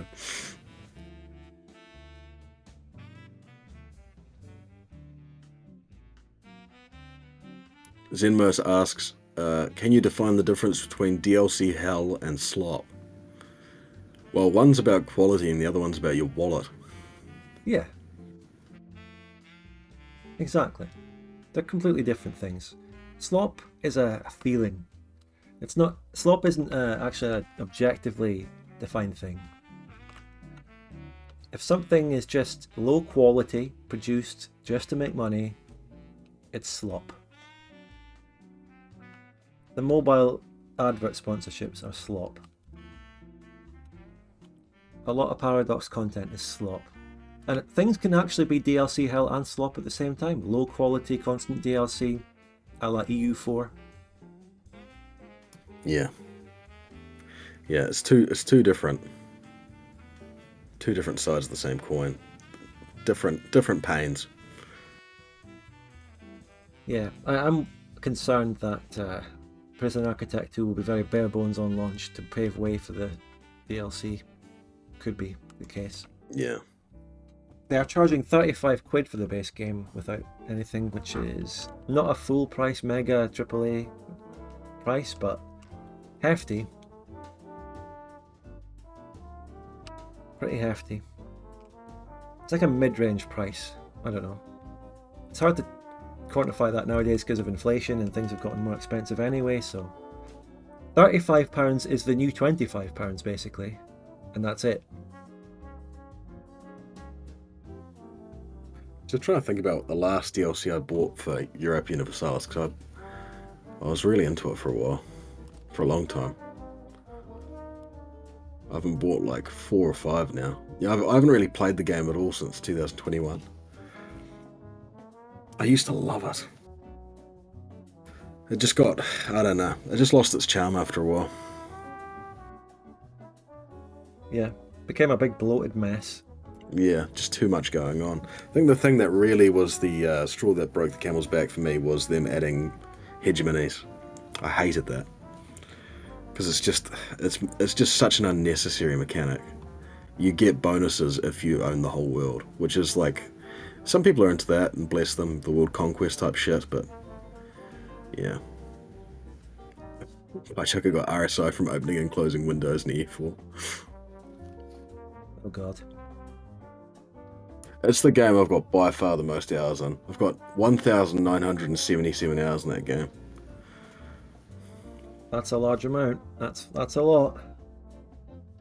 You know, I remember when we became friends on Steam for the CK3 game way back when. And I remember thinking, oh, you must have 3,000 or 4,000 hours in Victoria 2, but you don't. That's You don't because for the longest time I played it on a non-Steam version back in the day. I Oh, have really? 3,000 hours now, I think. About 3,000 hours. So I do have a lot even on Steam, but yeah, that's the reason. The longest time when I originally played it ages and ages ago, I had a non-Steam version. In fact, it was... Did you have a disc? No. What are you? Cross-examining me? Yeah, sorry. It was from... I I remember. rest my case. Yeah, I'm looking back. When I first got Victoria 2, I did actually buy it. So... But then it was when I started doing multiplayer that I ended up using a non-Steam version. That's what happened. Just because, I don't know, people...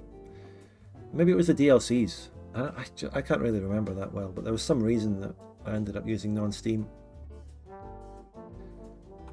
It might have even been the case that people were like, well, you have to play with this mod, and they just give you the entire Victoria 2 with the mod in it.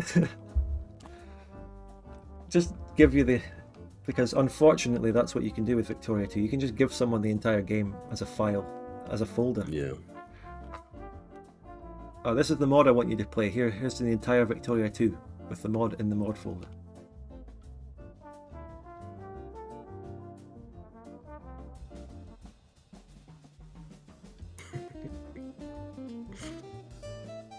Chat's coming back. People are coming back to the chat. Chat always comes around eventually.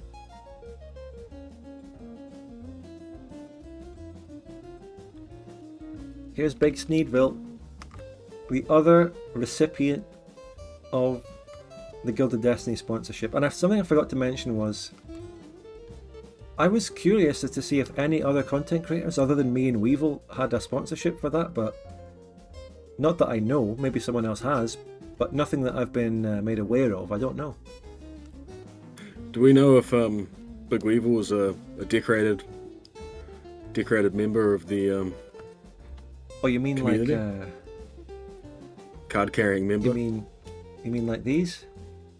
Yeah, like those. Is he one of these? Go on, Weevil. I remember, Big Weevil, that you sent me a certain soy jack. Would you like to share that? Because I think it's really good. But if you think it's too compromising...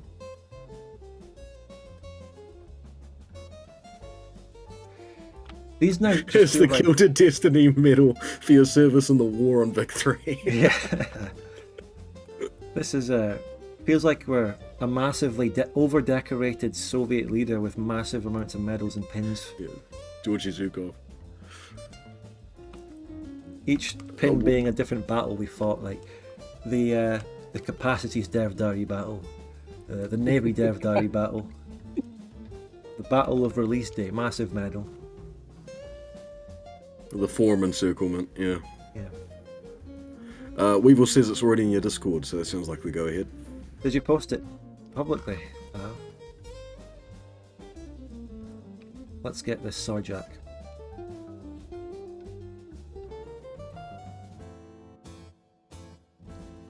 This is the best thing. Zenmos asks, is it possible to have a game that's complete slop that's also fun? Yeah, SimCity 5. Complete slop, but it's great fun. And Europa, until it got too sloppy. There's a certain there's a golden slop ratio. This is my Big Weevil. Oh, the horrible thing is that soy jack actually resembles me. But you don't make that expression. No. You didn't put your medal on and put on a Gilded Destiny t-shirt. You're far too polite to say, but did you think of that? Is that something you thought of? No. Okay, that's good. That's good.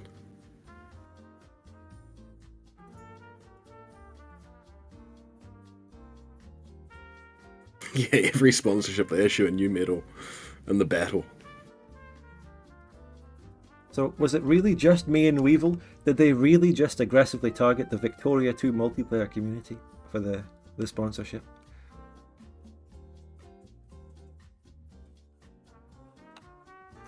Some people have actually done videos either about Gilded Destiny or included Gilded Destiny in it. I mean, he doesn't know. Well, who did it then, if you know? But there was... Who's that guy that I mentioned in one of my Vic 3 videos? Andy's Take, I think it was, did a video about upcoming projects in 2024 and included Gilded Destiny in it. But it also included a lot. So it was like 20 games, one of which was Gilded Destiny. Yeah, absolutely, Big Weevil.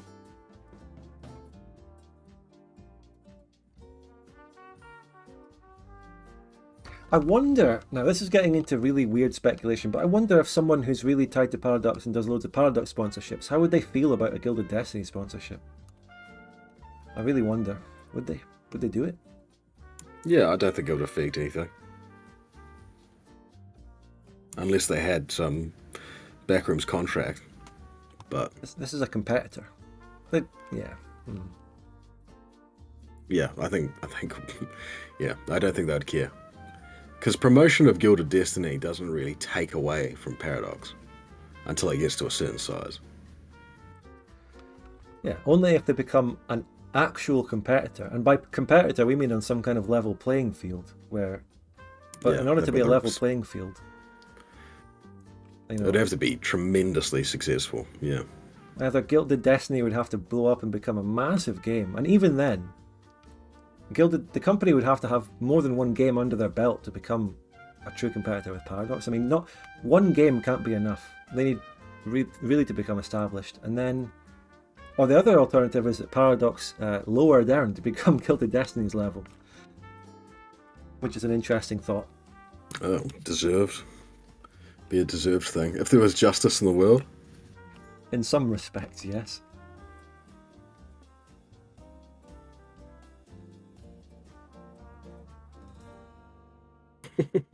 That fucking soy Jack. Get off the screen. I can't have it look at me anymore. It's too much. Do you think it's like looking in a mirror? Is that what you're saying? It is. It's yeah, I'm feeling personally offended by it, which is just not a good... You don't want to be in that. You've been personally offended by a soy Jack. It's over. It's over.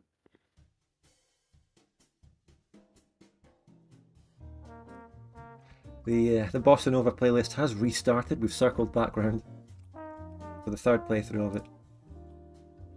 Coming into the third hour of your Thursday afternoon's entertainment, depending on what part of the world you're in.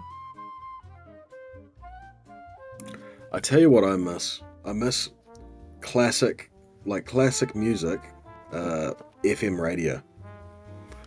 Where it's like Royal Albert Hall, Beethoven's Fifth Symphony, Movement 2, and then it's just like some nice classical music. Because you're into your classical music, but the beautiful thing about radio is that you just got exposed to so many things that everything's brand new all the time, mostly with good radio at least. We have classical FM in the UK, classical station. I think we have one station that's classical music. I think the only time I still listen to the radio is for cricket, if I'm driving. Wait, let me just take this. Imagine listening to cricket on the radio. Is it not bad enough to actually watch? No, it's fantastic. Outstanding. Oh. It's my Joker moment. You just don't get it, Spud. If you got it, you'd be like, wow. Well, he's really, he's hit the ball. It's gone there. Oh, it's a wicket. He's fair chucked a pie. He's chucked a pie. The thing that, listen, I'll just give me 30 seconds. I'll try and I'm not going to try and sell you on cricket. I'm giving you a cricket ad slot. 30 seconds. You give me a cricket ad slot. I'm trying to improve your opinion of it. People criticize cricket for being boring because it's long, but the reason cricket is so interesting is because it's long. Because in the game of cricket, one ball can change the entire situation. You can go from being completely in charge of the game to at risk of collapse, total collapse. You need to steady the ship, Kane Williamson, to come in and save the day. And so when you know the game, it's the tension built over an entire afternoon of this guy's hanging in there, concentrating, he's keeping his wicket, and then boom, something happens and it's a completely different game all of a sudden. It's tension over a really long period of time. It's like how in basketball, the shot clock goes off. You've got to make the 3-pointer to win the game, but it's that for 5 days. That's awesome. 5 days? I mean, do you have to consume it for 5 days? It's consuming 5 days of content. Do you listen to it that long? No, that's the thing about cricket as well, is that people don't sit down for 5 days and watch 5 days of cricket. You just watch it when you can. You catch a little... it's like a whole epic that's going on, and you're just catching bits and pieces of it. It's good. It's a wonderful thing to have on in the background as well. Oh, it's fantastic. Cricket's awesome. Alright, okay. Do you know what else is good to have on in the background? What? Our streams. Very true. At least in the chatting section, which is most of it. The open-ended chatting section. Of course, we're waiting for our next super chat. So if you'd like to support the channel today... Look, just because I'm sponsored doesn't mean that we don't have super chats anymore. Of course. You know something... I mean, people support any channel they want and that's all great, but I've never really understood giving a wee donation to the biggest streamer you've ever heard, right? I mean, imagine going to like PewDiePie or something and giving £5 and writing a heartfelt message. It's because people don't donate to give you money. They donate because they want you to reply to them. Yeah. You want to be noticed. Some of the time, yeah. I think that's the majority of donations. It's like I'm trying to reach out to someone who I think's cool, and it's cool to be acknowledged by someone. Like we spoke about, it's an interesting conversation because I'd watched a bunch of your YouTube videos, and then suddenly I was talking to you and playing in an MP, and then suddenly we're like actual mates. It was a weird transition, because the way you view YouTubers or Twitch streamers or something is, not regular blokes, Yeah. for the most part. So, yeah, I guess there's two different aspects to it. Either you donate to someone to support them because you like their content and you want them to keep doing it and you know it's a job, or you want to do it to get the message. And here on Spudgun Official, we offer both. So if you want to support the channel, you can do so with a super chat, and we'll answer your question or respond to your comment, or pretend to laugh at your joke, or, So there you go. Pretend to laugh at your joke, that's rough. Yeah.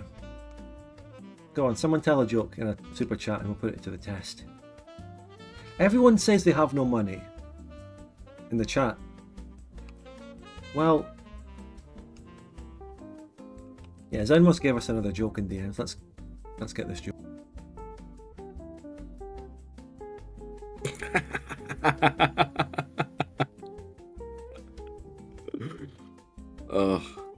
Does this mean Weevil is a soy jack? No, he's holding a mirror up to you, and he's the Chad. Oh. Yeah. Yeah, that's true. That is what that means. It's over.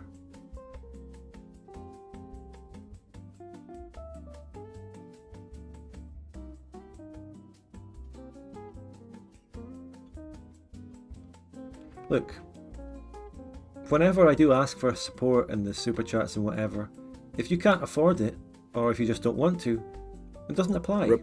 I'm not asking for money for people who can't afford it. That's not what I'm doing. Don't feel like you have to.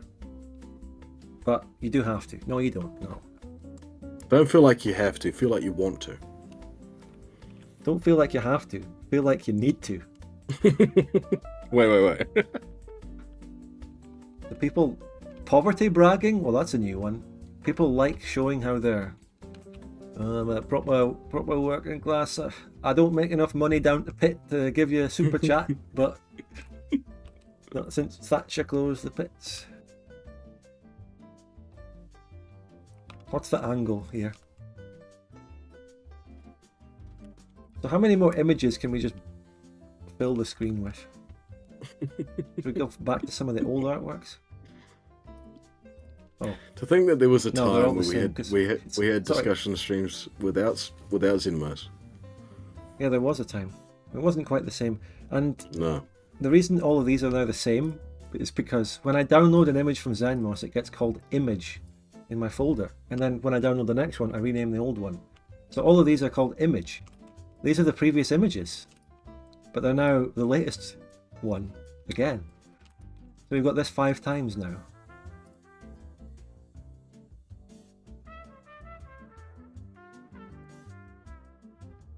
Outstanding. Also, with donations and things, it's the same as mobile games where the people who spend $5 or $10 are not the people that are the majority. It's normally like the people at the very top that are making up huge percentage of it. Yeah, that's true.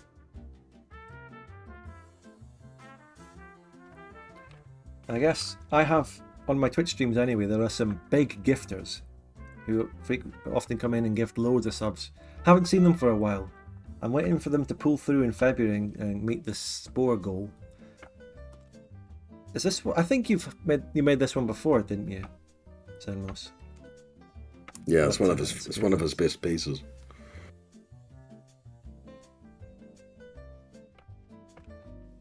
My dad makes 200,000 a year. You could try and target an older male demographic who works in the oil fields.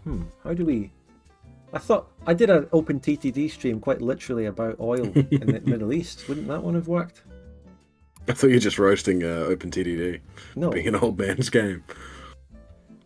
Well, it arguably It kind is. of, But yeah, it arguably is. games that came out in the 90s, I mean. Maybe you could make some more old school references in your in Bavaria Part 18. Yeah, I'm doing too much young people references. Bavaria Part Yeah. 17 was shockingly full of literally me characters and Patrick Bateman and Batman and Falling Down. Falling Down, though, surely that's a reference that older men will get, because it's about an older man sort of falling out of society and going a bit crazy. Yeah. He's literally them. Reference to the 80s. Reference. Reference to the Well, 80s, yeah. actually, the next OpenTTD video coming out on Saturday, probably. Oh, there you go. Scarface references. You could have you could reference June Spud, but it's the David Lynch film, Oh, the 80s June. I referenced. Just have that's good. Try and find modern references, and then just look at the originals. Yeah, I referenced David. I referenced Twin Peaks in a Spud Light video where I edited down the initial reaction stream to the Fever Dream announcement thing. Yeah, the There was music's so that. good. We do have a super chat about Terra Invicta, and we have already answered Terra Invicta earlier, but I will answer your super chat. Thank you very much for the $5 skim Beeble. Thank you very much for that and the kind words. Well, the answer on Terra Invicta is that I do actually have it. I bought it. I haven't gotten around to playing it yet. And at some point, maybe if I have nothing else on my list that's pressing, and I do now, I mean, there's so much else going on.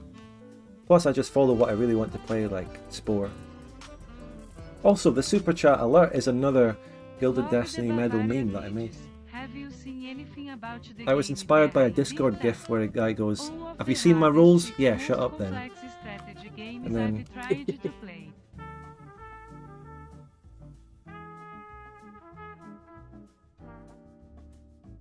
I tell you what's a stream that would never be done, but it would hypothetically be outstanding. What?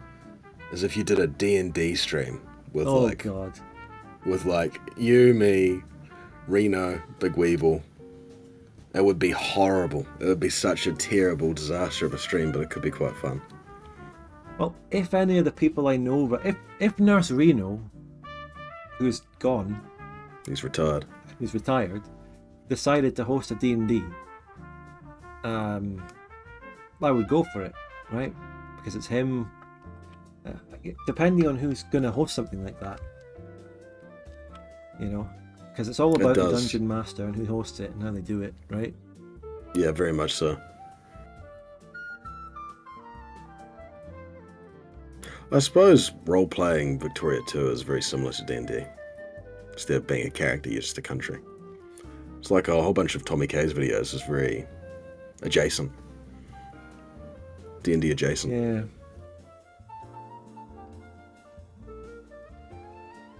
Yeah, I don't know. I haven't been that into roleplay. I've never gone and done, I mean, we did one, if Weevil's still here, he might remember my one roleplay USA campaign in Victoria 2, and that turned out to be a catastrophe. Because the thing about role-playing in a game like Victoria 2 is how realistic do you go? What's the level? What's the standard? And if one person's idea of the level of roleplay is different from someone else, and they come into conflict, that's not going to go very well. Yeah, it's also how much fun can you have without being silly. Yeah.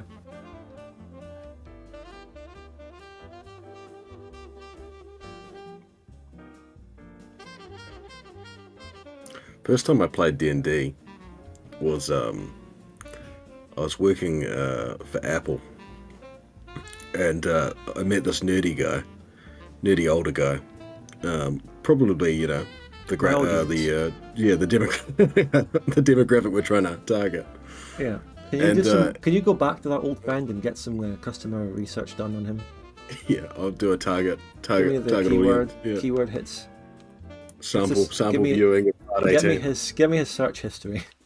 Let's look at his Reddit history. Yeah. Oh god. But he set up a group to play on your lunch break, and because it was in like a proper building, there's no point in going outside, or trying to go anywhere on your lunch break because take you 50 minutes to get out the building. And I ended up playing with him, and that was really awkward and terrible, but also great because you're playing D&D at work in the break room, and there's just normal people coming in, and you've agreed to be part of this, and it's like, it was such an interesting, embarrassing experience. It was awesome. Okay. What was it like working for Apple? It was terrible. I thought so. Yeah. It's the job that I've held the longest. I think I worked for Apple for 3 years. Oh. Yeah. I've got an iPhone here, but I did not go into an Apple shop to get it, so lucky me. Apple's really the half the job is just being like they watch you like a hawk because they're so worried about customer information getting leaked. Because actually, I probably shouldn't be talking about any of this. Who's gonna know? Who's gonna know? And you don't have. Nobody's you don't gonna work know. for them now, do you? They make you sign an NDA first day that I've already broken an NDA by talking about it. But if you're not currently employed by them anymore, doesn't it expire? No. Well, what are they? I think it's like years after. NDAs take years to expire. Yeah, it depends on it. Yeah. So. No, but like you had a system and you could look up anyone's Apple ID. And I remember somebody tried to look up like Kanye West, and they got fired on the spot. Oh. And it was like, it was just, it's just like funny. It's just like that's the way you imagine going home and telling like your girlfriend, "Oh, I got fired." What for? It's like awesome. Wow.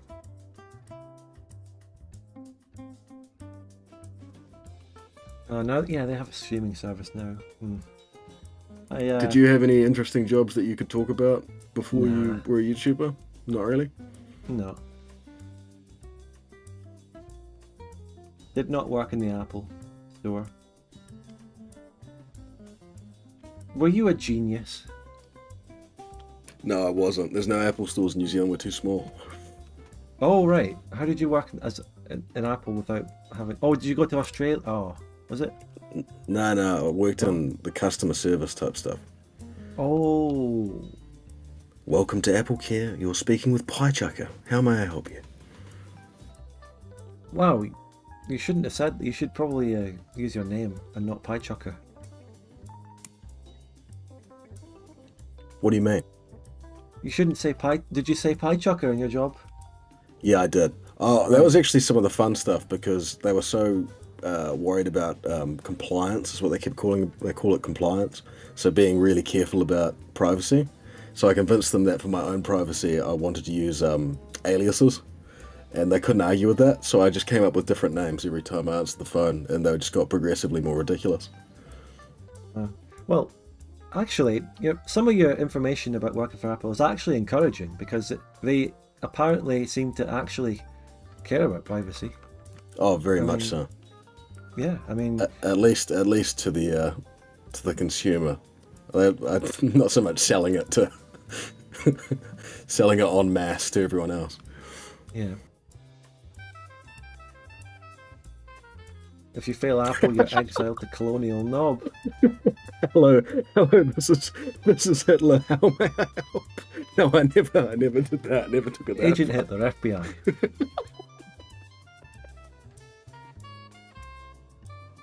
They care about Welcome. not being sued, lol. Then why if every company cares about not being sued, then why do they always do so much shite, Shady, like Google, yeah. and YouTube monetization shit, and all this.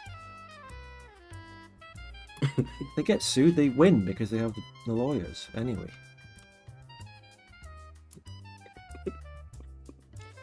Man, that'd be a much better way to go out than Googling Kanye West. Welcome to Apple Care, you're speaking with Adolf. How may I help you?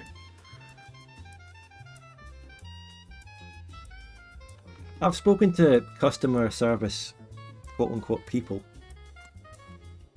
and they give a name, but, well, either it's bots, but then when you actually get put through to a person, they give you a name like Ryan. And I know for a fact your name is not Ryan. You're called Ajit. Put it that way.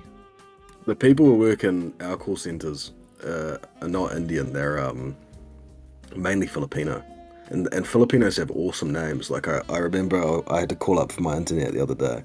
I got this Filipino guy, and his name was, unironically, he introduced himself as Archangel. Archangel. He said, "Welcome to Vodafone. This is Archangel." And I was like, holy shit. What a name. Wow. Imagine a baby called Archangel. Like, he was a baby once. Now he's a grown man called Archangel. Filipino call center gigachards versus Indian call center people like, hello, my name is Ryan. Hello, my name is John. Your name's not John or Ryan. Wow. I was going to try and do a Filipino accent, but I don't even know if I could pull it off. But Jerry they sound raises kind of American. Jerry raises a good point that maybe they were picking aliases too. Filipinos have very religious names, so they're definitely not picking aliases. But maybe he was picking an alias that just happened to be another Filipino name. Yeah, true. Archangel. Maybe his real name was, something else, something even better. Demigod. Something crazy. Oh, Archangel, that's just my alias. My actual name is... Just my alias. Also, how you gonna nickname that? How can you nickname Archangel? It's an alias, not a nickname. It's No, but this was his real name.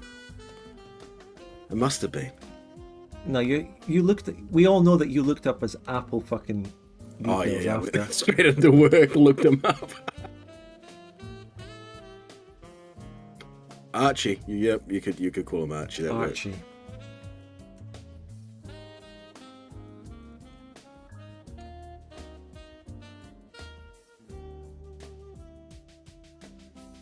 That's awesome, by the way. The Giga Chad Filipino call center worker versus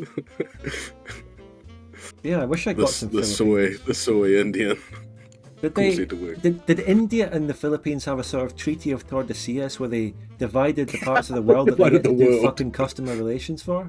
Yeah. Like, you're to the east of it, so they get New Zealand gets Philippines, but we get the Indians.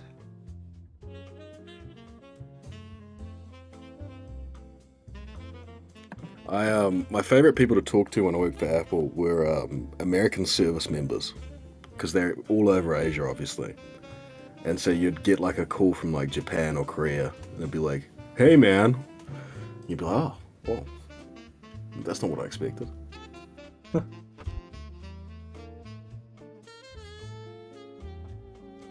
Currently out here on the USS Enterprise, sailing by.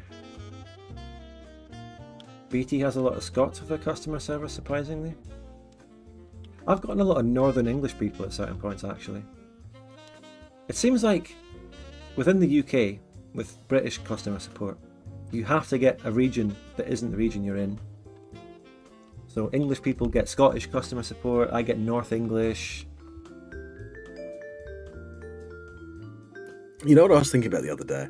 Is that a lot of our answering, like, a lot of the AI voice, robot voices are English, and then a lot of just the regular voices are English. Like, even for things like train station announcements, it'll be an English accent. Like, voicemail at the doctor's office, it's an English accent. We just have so many English people. Well, And it's so still, do also Kiwis used to sound different on the news. Like, they used to have a real received pronunciation accent. Tesco automatic service tills have an English accent.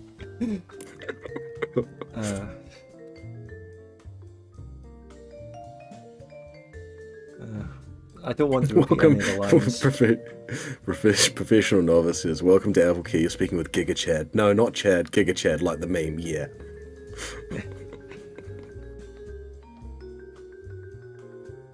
I more did like unisex names. Ashley. You know, a man called Ashley. You don't meet many men called Ashley, but it is technically unisex. Yeah. Igor. That's a good one. No, don't say that. That reminds me too much of Reno and his mod. He's gone. Reno's gone. I mean, we're used to this. Reno has been gone a lot over the past few years. He was gone for a long time in 2020, then he came back, then he was gone. He does come and go. He's a bit of a karma chameleon. He's nearly turning 30. That's gonna be you first, and then it's gonna be me shortly afterwards. Yeah, it's me first, but it's still a long way away. You're leading the vanguard into the 30s. No, it's still a long way away though. I'm turning 27 in March this year. I mean, that's still my mid-20s. It's fine. Like, I'm not trying to be mean or anything, but I don't think 27 is your mid-20s. I think that's late 20s. Late 20s? What? No. I'm 24. I'm not in my early 20s. 27. I'm in my mid-20s. Hey, I'm in my mid-20s. 27 is closer to 25 than 30. It's closer to 25 than 30. Well, listen, 10 numbers, right, in a decade. So you'd assume, 3.3. So yeah, but there's still 24 3 years until 30. You're on the cusp of, okay, I'll give you middle 20s, but it's like just. I'll grant you late mid-20s. Late mid-20s? Oh, no. Yeah. No, I'll give you mid-20s for like another 6 months, sort and of it's over. You get even more complicated directions like east, northeast. Yeah, south. Close. Yeah.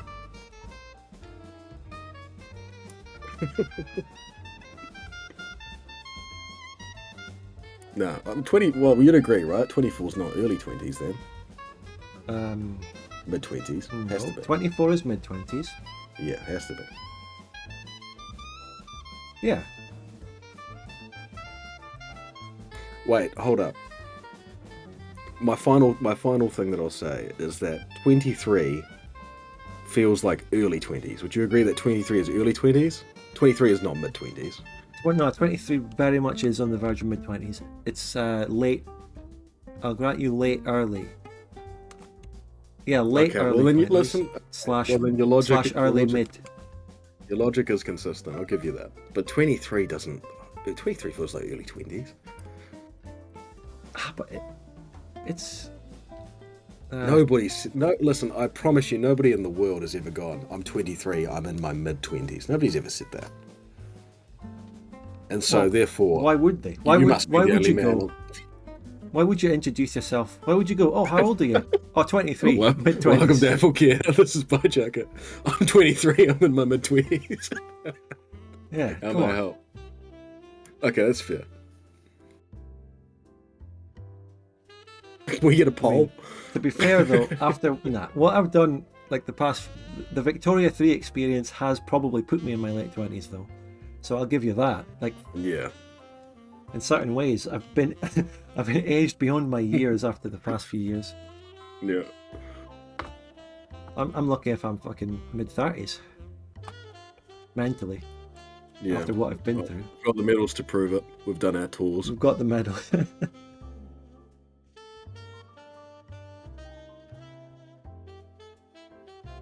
Yeah, I agree with Meme Beam. It's blocks of 3 years for me. A president before and after their term. Yeah, Barack Obama.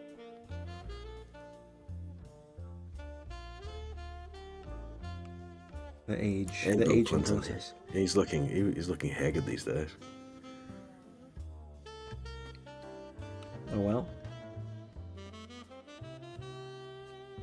Joe Biden. Him before and after his presidency, though, I mean, there's not going to be much difference. No.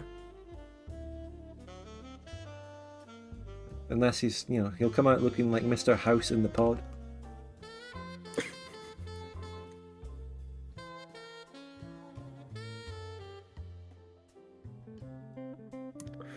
All right. Anything else? Yeah, super chats. Super chats. That's what's else. That's what's coming up. We've got more super chats here. Just waiting for them to come through. Perfect. Ryan asks, what's your YouTube age demographics in a non super chat way? Well, I can't quite be bothered going to get them out on this particular stream, but I feel like not covering it now, when I'd rather cover it on a time where we're maybe having a closer look at analytics rather than just as a random one-off topic, Yeah, that's fair. I'd rather give it all a closer look. And then someone comes along and asks for it in super chats and I go, oh yes, certainly, here's all the demographics, yes. I did a breakdown of these sorts of things in my Twitch audience, I remember, on a Twitch Victoria 2 stream. I found I was there. It was the Colonial Knob incident, wasn't it? It was the same stream, probably. Yes. I looked at my Twitch demographics of countries, and I looked at my Twitch demographics of shared streamers who my audience also views. Number 1 is Tommy K. Number 2 is Bo Cohen. That's what I remember of them. I wonder if I'm in there now, right down the bottom, after doing a couple of Raft streams. I mean, given that some of the fucking streamers that are on that list I haven't heard of, and given that we have this, close Twitch partnership where I constantly shout you out, you'd think you'd be on there. I mean, surely you have more shared viewers than me with these people I've never heard of, but no. To be fair though, Finland, I've got a very strong Finnish market, and Finland didn't appear in your analytics. If you extrapolated your demographics out to a higher viewer count overall, it would be. It would be on... You'd be my most shared viewed streamer if it was like, I don't know, a higher sample. I'm not shitting on it. That might sound like a veiled insult, but no, I don't mean it like that. I'm not that insecure. I'm fine. And you should also go and follow Piechucker on Twitch now. The link's in the description. Lord knows he needs it. Oh god, yeah, Forcing was on my list, yeah. Yeah, Forcing, that's right. And I joked about how everyone on that list, we have our own group chat. Yeah. There's the inner group chat. There's the friend group A and friend group B. Yeah.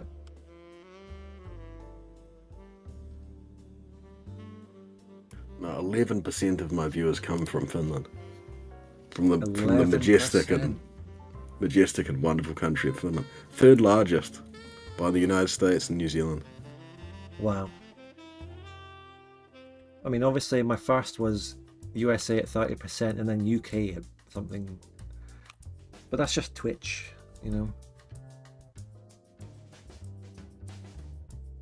UK is my 5th, behind Canada. Wow.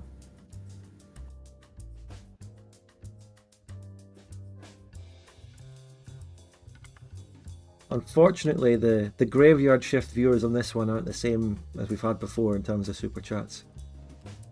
And that's okay, chat, Indeed. Don't get me wrong.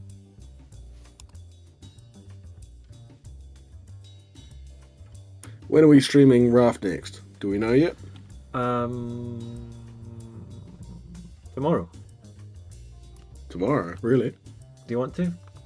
Yeah, why not? Yeah, tomorrow. Friday. Saturday. Are we doing it morning Raft or evening? What time's best for you? Evening for you is always best for me. Okay, I'll do that. So 6 PM British time, Raft Part 3, and we're going to be really advancing a lot in the campaign and building up. I want to build another. We've got radar now. Yeah. Oh yeah. Yeah. The thing is like, how high can it get? Because I've never built that high. Because why would you? So who knows how high it can get? Let's find out. There's some ridiculous custom builds that people have done. I remember I saw one, somebody made the Millennium Falcon to scale on Raft. That's their Raft. Well, what we have on our raft is a sort of apartment building where we each have our own apartment and we're decorating it. Yeah. Oh, maybe tomorrow needs to be the Dasha. We need to finally make the... Yeah, because alongside the commie block where we mainly live, right? Yeah. We also, like, at the other end of the ship, we want to make a quiet dacha getaway. Yeah, for the Politburo members. Yeah. On the same fucking raft. Just at the other end. You know, past the palm tree, past the On crops, the sunny just- side. But then, you know, when we have to go back to work, we have to go back to the brutal commie block. Outstanding. Also, we've got the radar now, so we can start working our way through the story, which We you've... should call our ship the Red October. The hunt for Red October. Yeah, I can't wait to get on with that. So tune in, and if you haven't watched the VODs on the Spudgun Archives for the Raft already, if you're interested, first 2 sessions are up. There's a playlist. Check them out. It's good. It is. It's very relaxing.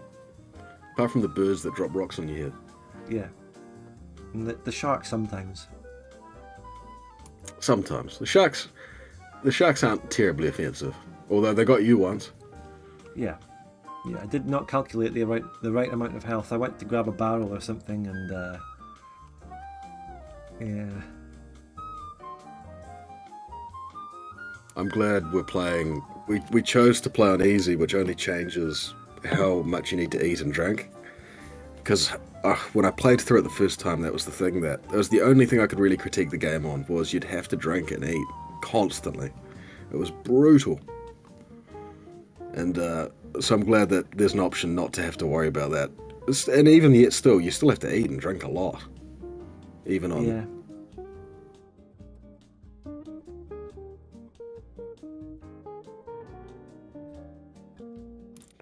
Alright, 7 o'clock in the morning, should we call it? Wait. Just before we call it, I've got a new sponsorship offer. So this one says, your recent video on the Bavaria Part 17 was an absolute roller coaster. I really appreciate your banter and reactions throughout the gameplay. Keep up the great content. Anyways, that made me reach out to you. You've probably noticed all these short videos popping up everywhere. It's more than just a trend, it's where the online scene is heading. Honestly, most folks can't even sit through a 5-minute video these days. And I'm not saying this because I'm trying to sell you shorts, but it's the truth. If you think about it, shorts are becoming a necessity for creators. But it can take a lot of hours to create shorts, edit them and etc. That's why we created repurposed system for YouTubers like you, transforming your existing long-form videos into daily engaging shorts. In just 9 months, we've empowered 76 clients to expand their reach, boost views, and save countless hours. And their prices are much friendlier than others out there, you know. No long-term commitments here. 7-day money-back guarantee. And he says here, I've crafted a short-form video from one of your videos, but he didn't send me it. I have to recontact him for that. I have, when I've been reading about, the meta and stuff, they do say that you should make trailers using shorts for your long-form videos, and they can really help. That's actually a good idea. Yeah, it is just a good idea. Like, we sort of have similar feelings on shorts, where it's like, I don't really like them at all.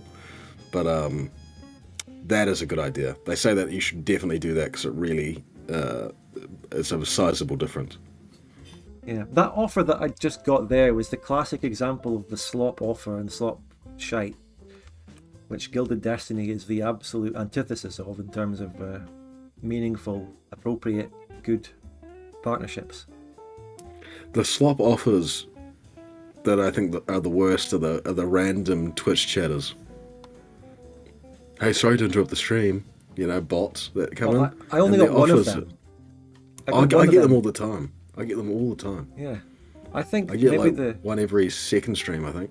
I'll tell you what, I think the reason I don't get them is because I require people to follow before they type. But this one that I got on my last Vic2 stream followed first and then fucked off.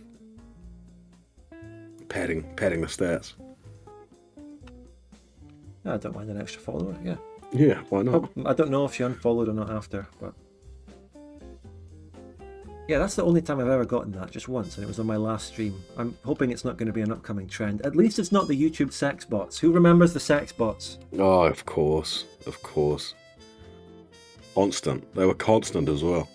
And that's another example of stressful shit during streaming Book 2 multiplayer. Just trying to micro a war, and then I'm seeing sex bots in the chat, and I'm like, mods, get the sex bots, and then there's no fucking mods on, and then I have to do that. Ugh. My favorite sponsorship story from Discord is when that poor Indian woman came in from like the mobile game and was like, "Oh, I'd like to speak to Spudgun. He's not replying to his DMs." Yeah. And it was, "Can you speak to Deez? You need to speak to Deez, the community manager." That was great. That must be pinned. Oh yeah, it'll be pinned, but in the old general chat, which is recycled. So I could go in and get the images on that. Oh, that's funny. But not that many people in the chat. In fact, no one seems to remember the sex bots. It's over. There's no super chats. Chat's dead. No one even remembers the sex bots on here on YouTube. Damn, it's fallen. Oh, Jan Jansen does. The sex bots are even funnier when you realise some aren't bots. Damn. Well, but do you really know the sex bots that we got in some of these YouTube streams, though? Were The you really emojis there? in the title, so good. All of their names would have like their YouTube channel names with just so many emojis in them. The names were the links, because you can't put the links in the message. That's right.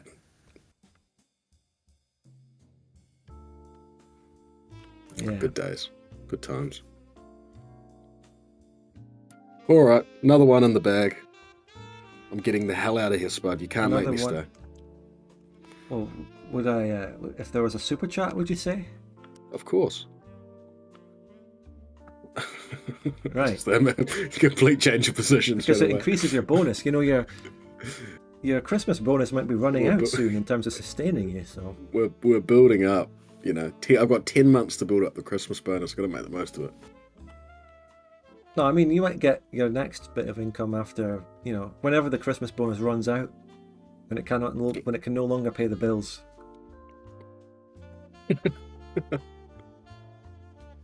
Yeah, Spud bucks. It's like Better Call Saul, when he offers him $1 million in his own sovereign citizen money. Paid in Spud bucks, that's Are good. you in medals? You know what these medals actually remind me of as well? Chocolate coins. Do you think so? Because, well, only in the sense of the big chocolate coins, not the little packs. Big individual chocolate coins you only get around Christmas. But that might be a very British thing. I don't know. No, we get chocolate coins. I've got a chocolate coin story. I can... Only for a super chat. Right? Only for a super chat, yeah. Well, listen, it's pretty good. It's a pretty good story. It's a good story, right? But only for a super chat. Would you do it for a super chat? Ruh-roh, Raggy?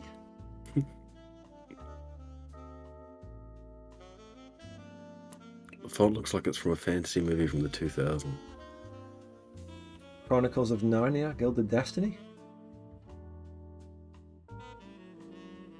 That's a great film. The Narnia movies, God, they were good. Some I of them. think I only saw the first one. I think they did Dawn Treader and they did another one. I read all the books. It was actually one of the movies that I'd read the books before I'd seen the movies. They were huge books. Netflix is doing a new Narnia series. Oh well, there's something to not watch. Wow, great.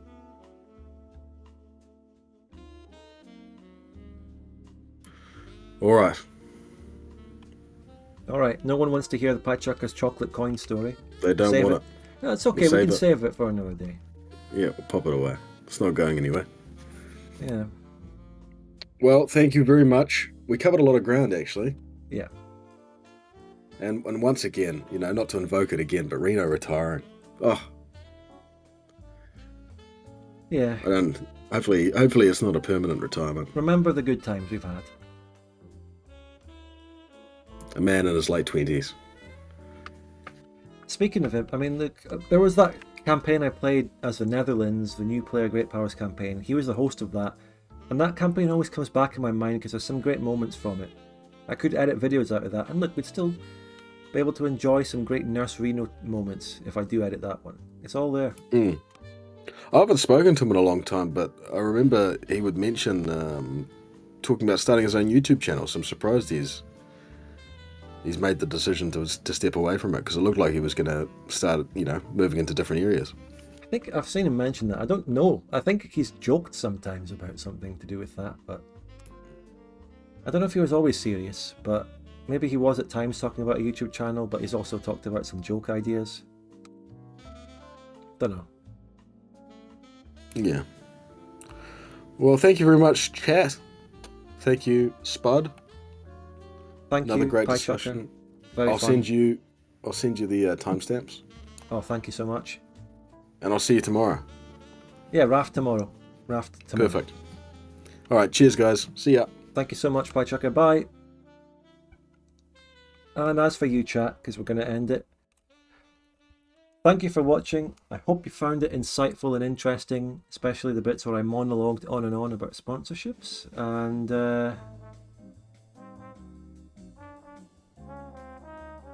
well, oh, that was another great classic discussion stream. We'll be back for this in maybe another couple of months or something. You're probably more likely to get an Open Vic update as the next discussion stream on here, rather than this type of stream. That's the next thing, maybe in March. Thank you so much, everyone, to the 2 people that are in the chat right now. We're going to get this timestamped, so it'll be up as a video. If you missed part of the stream earlier, then you can go back and watch with the timestamps that are going to be provided. Thank you so much, everyone. Bye. Look, someone just turned up right at the end. Oh, well, I'll see you. Come and join us in Raft tomorrow, okay? That's it. Bye. Bye-bye, everyone. Great stream. I would super chat but don't have a credit card. Well, that's fine. Bye. We're going. Bye-bye, everyone.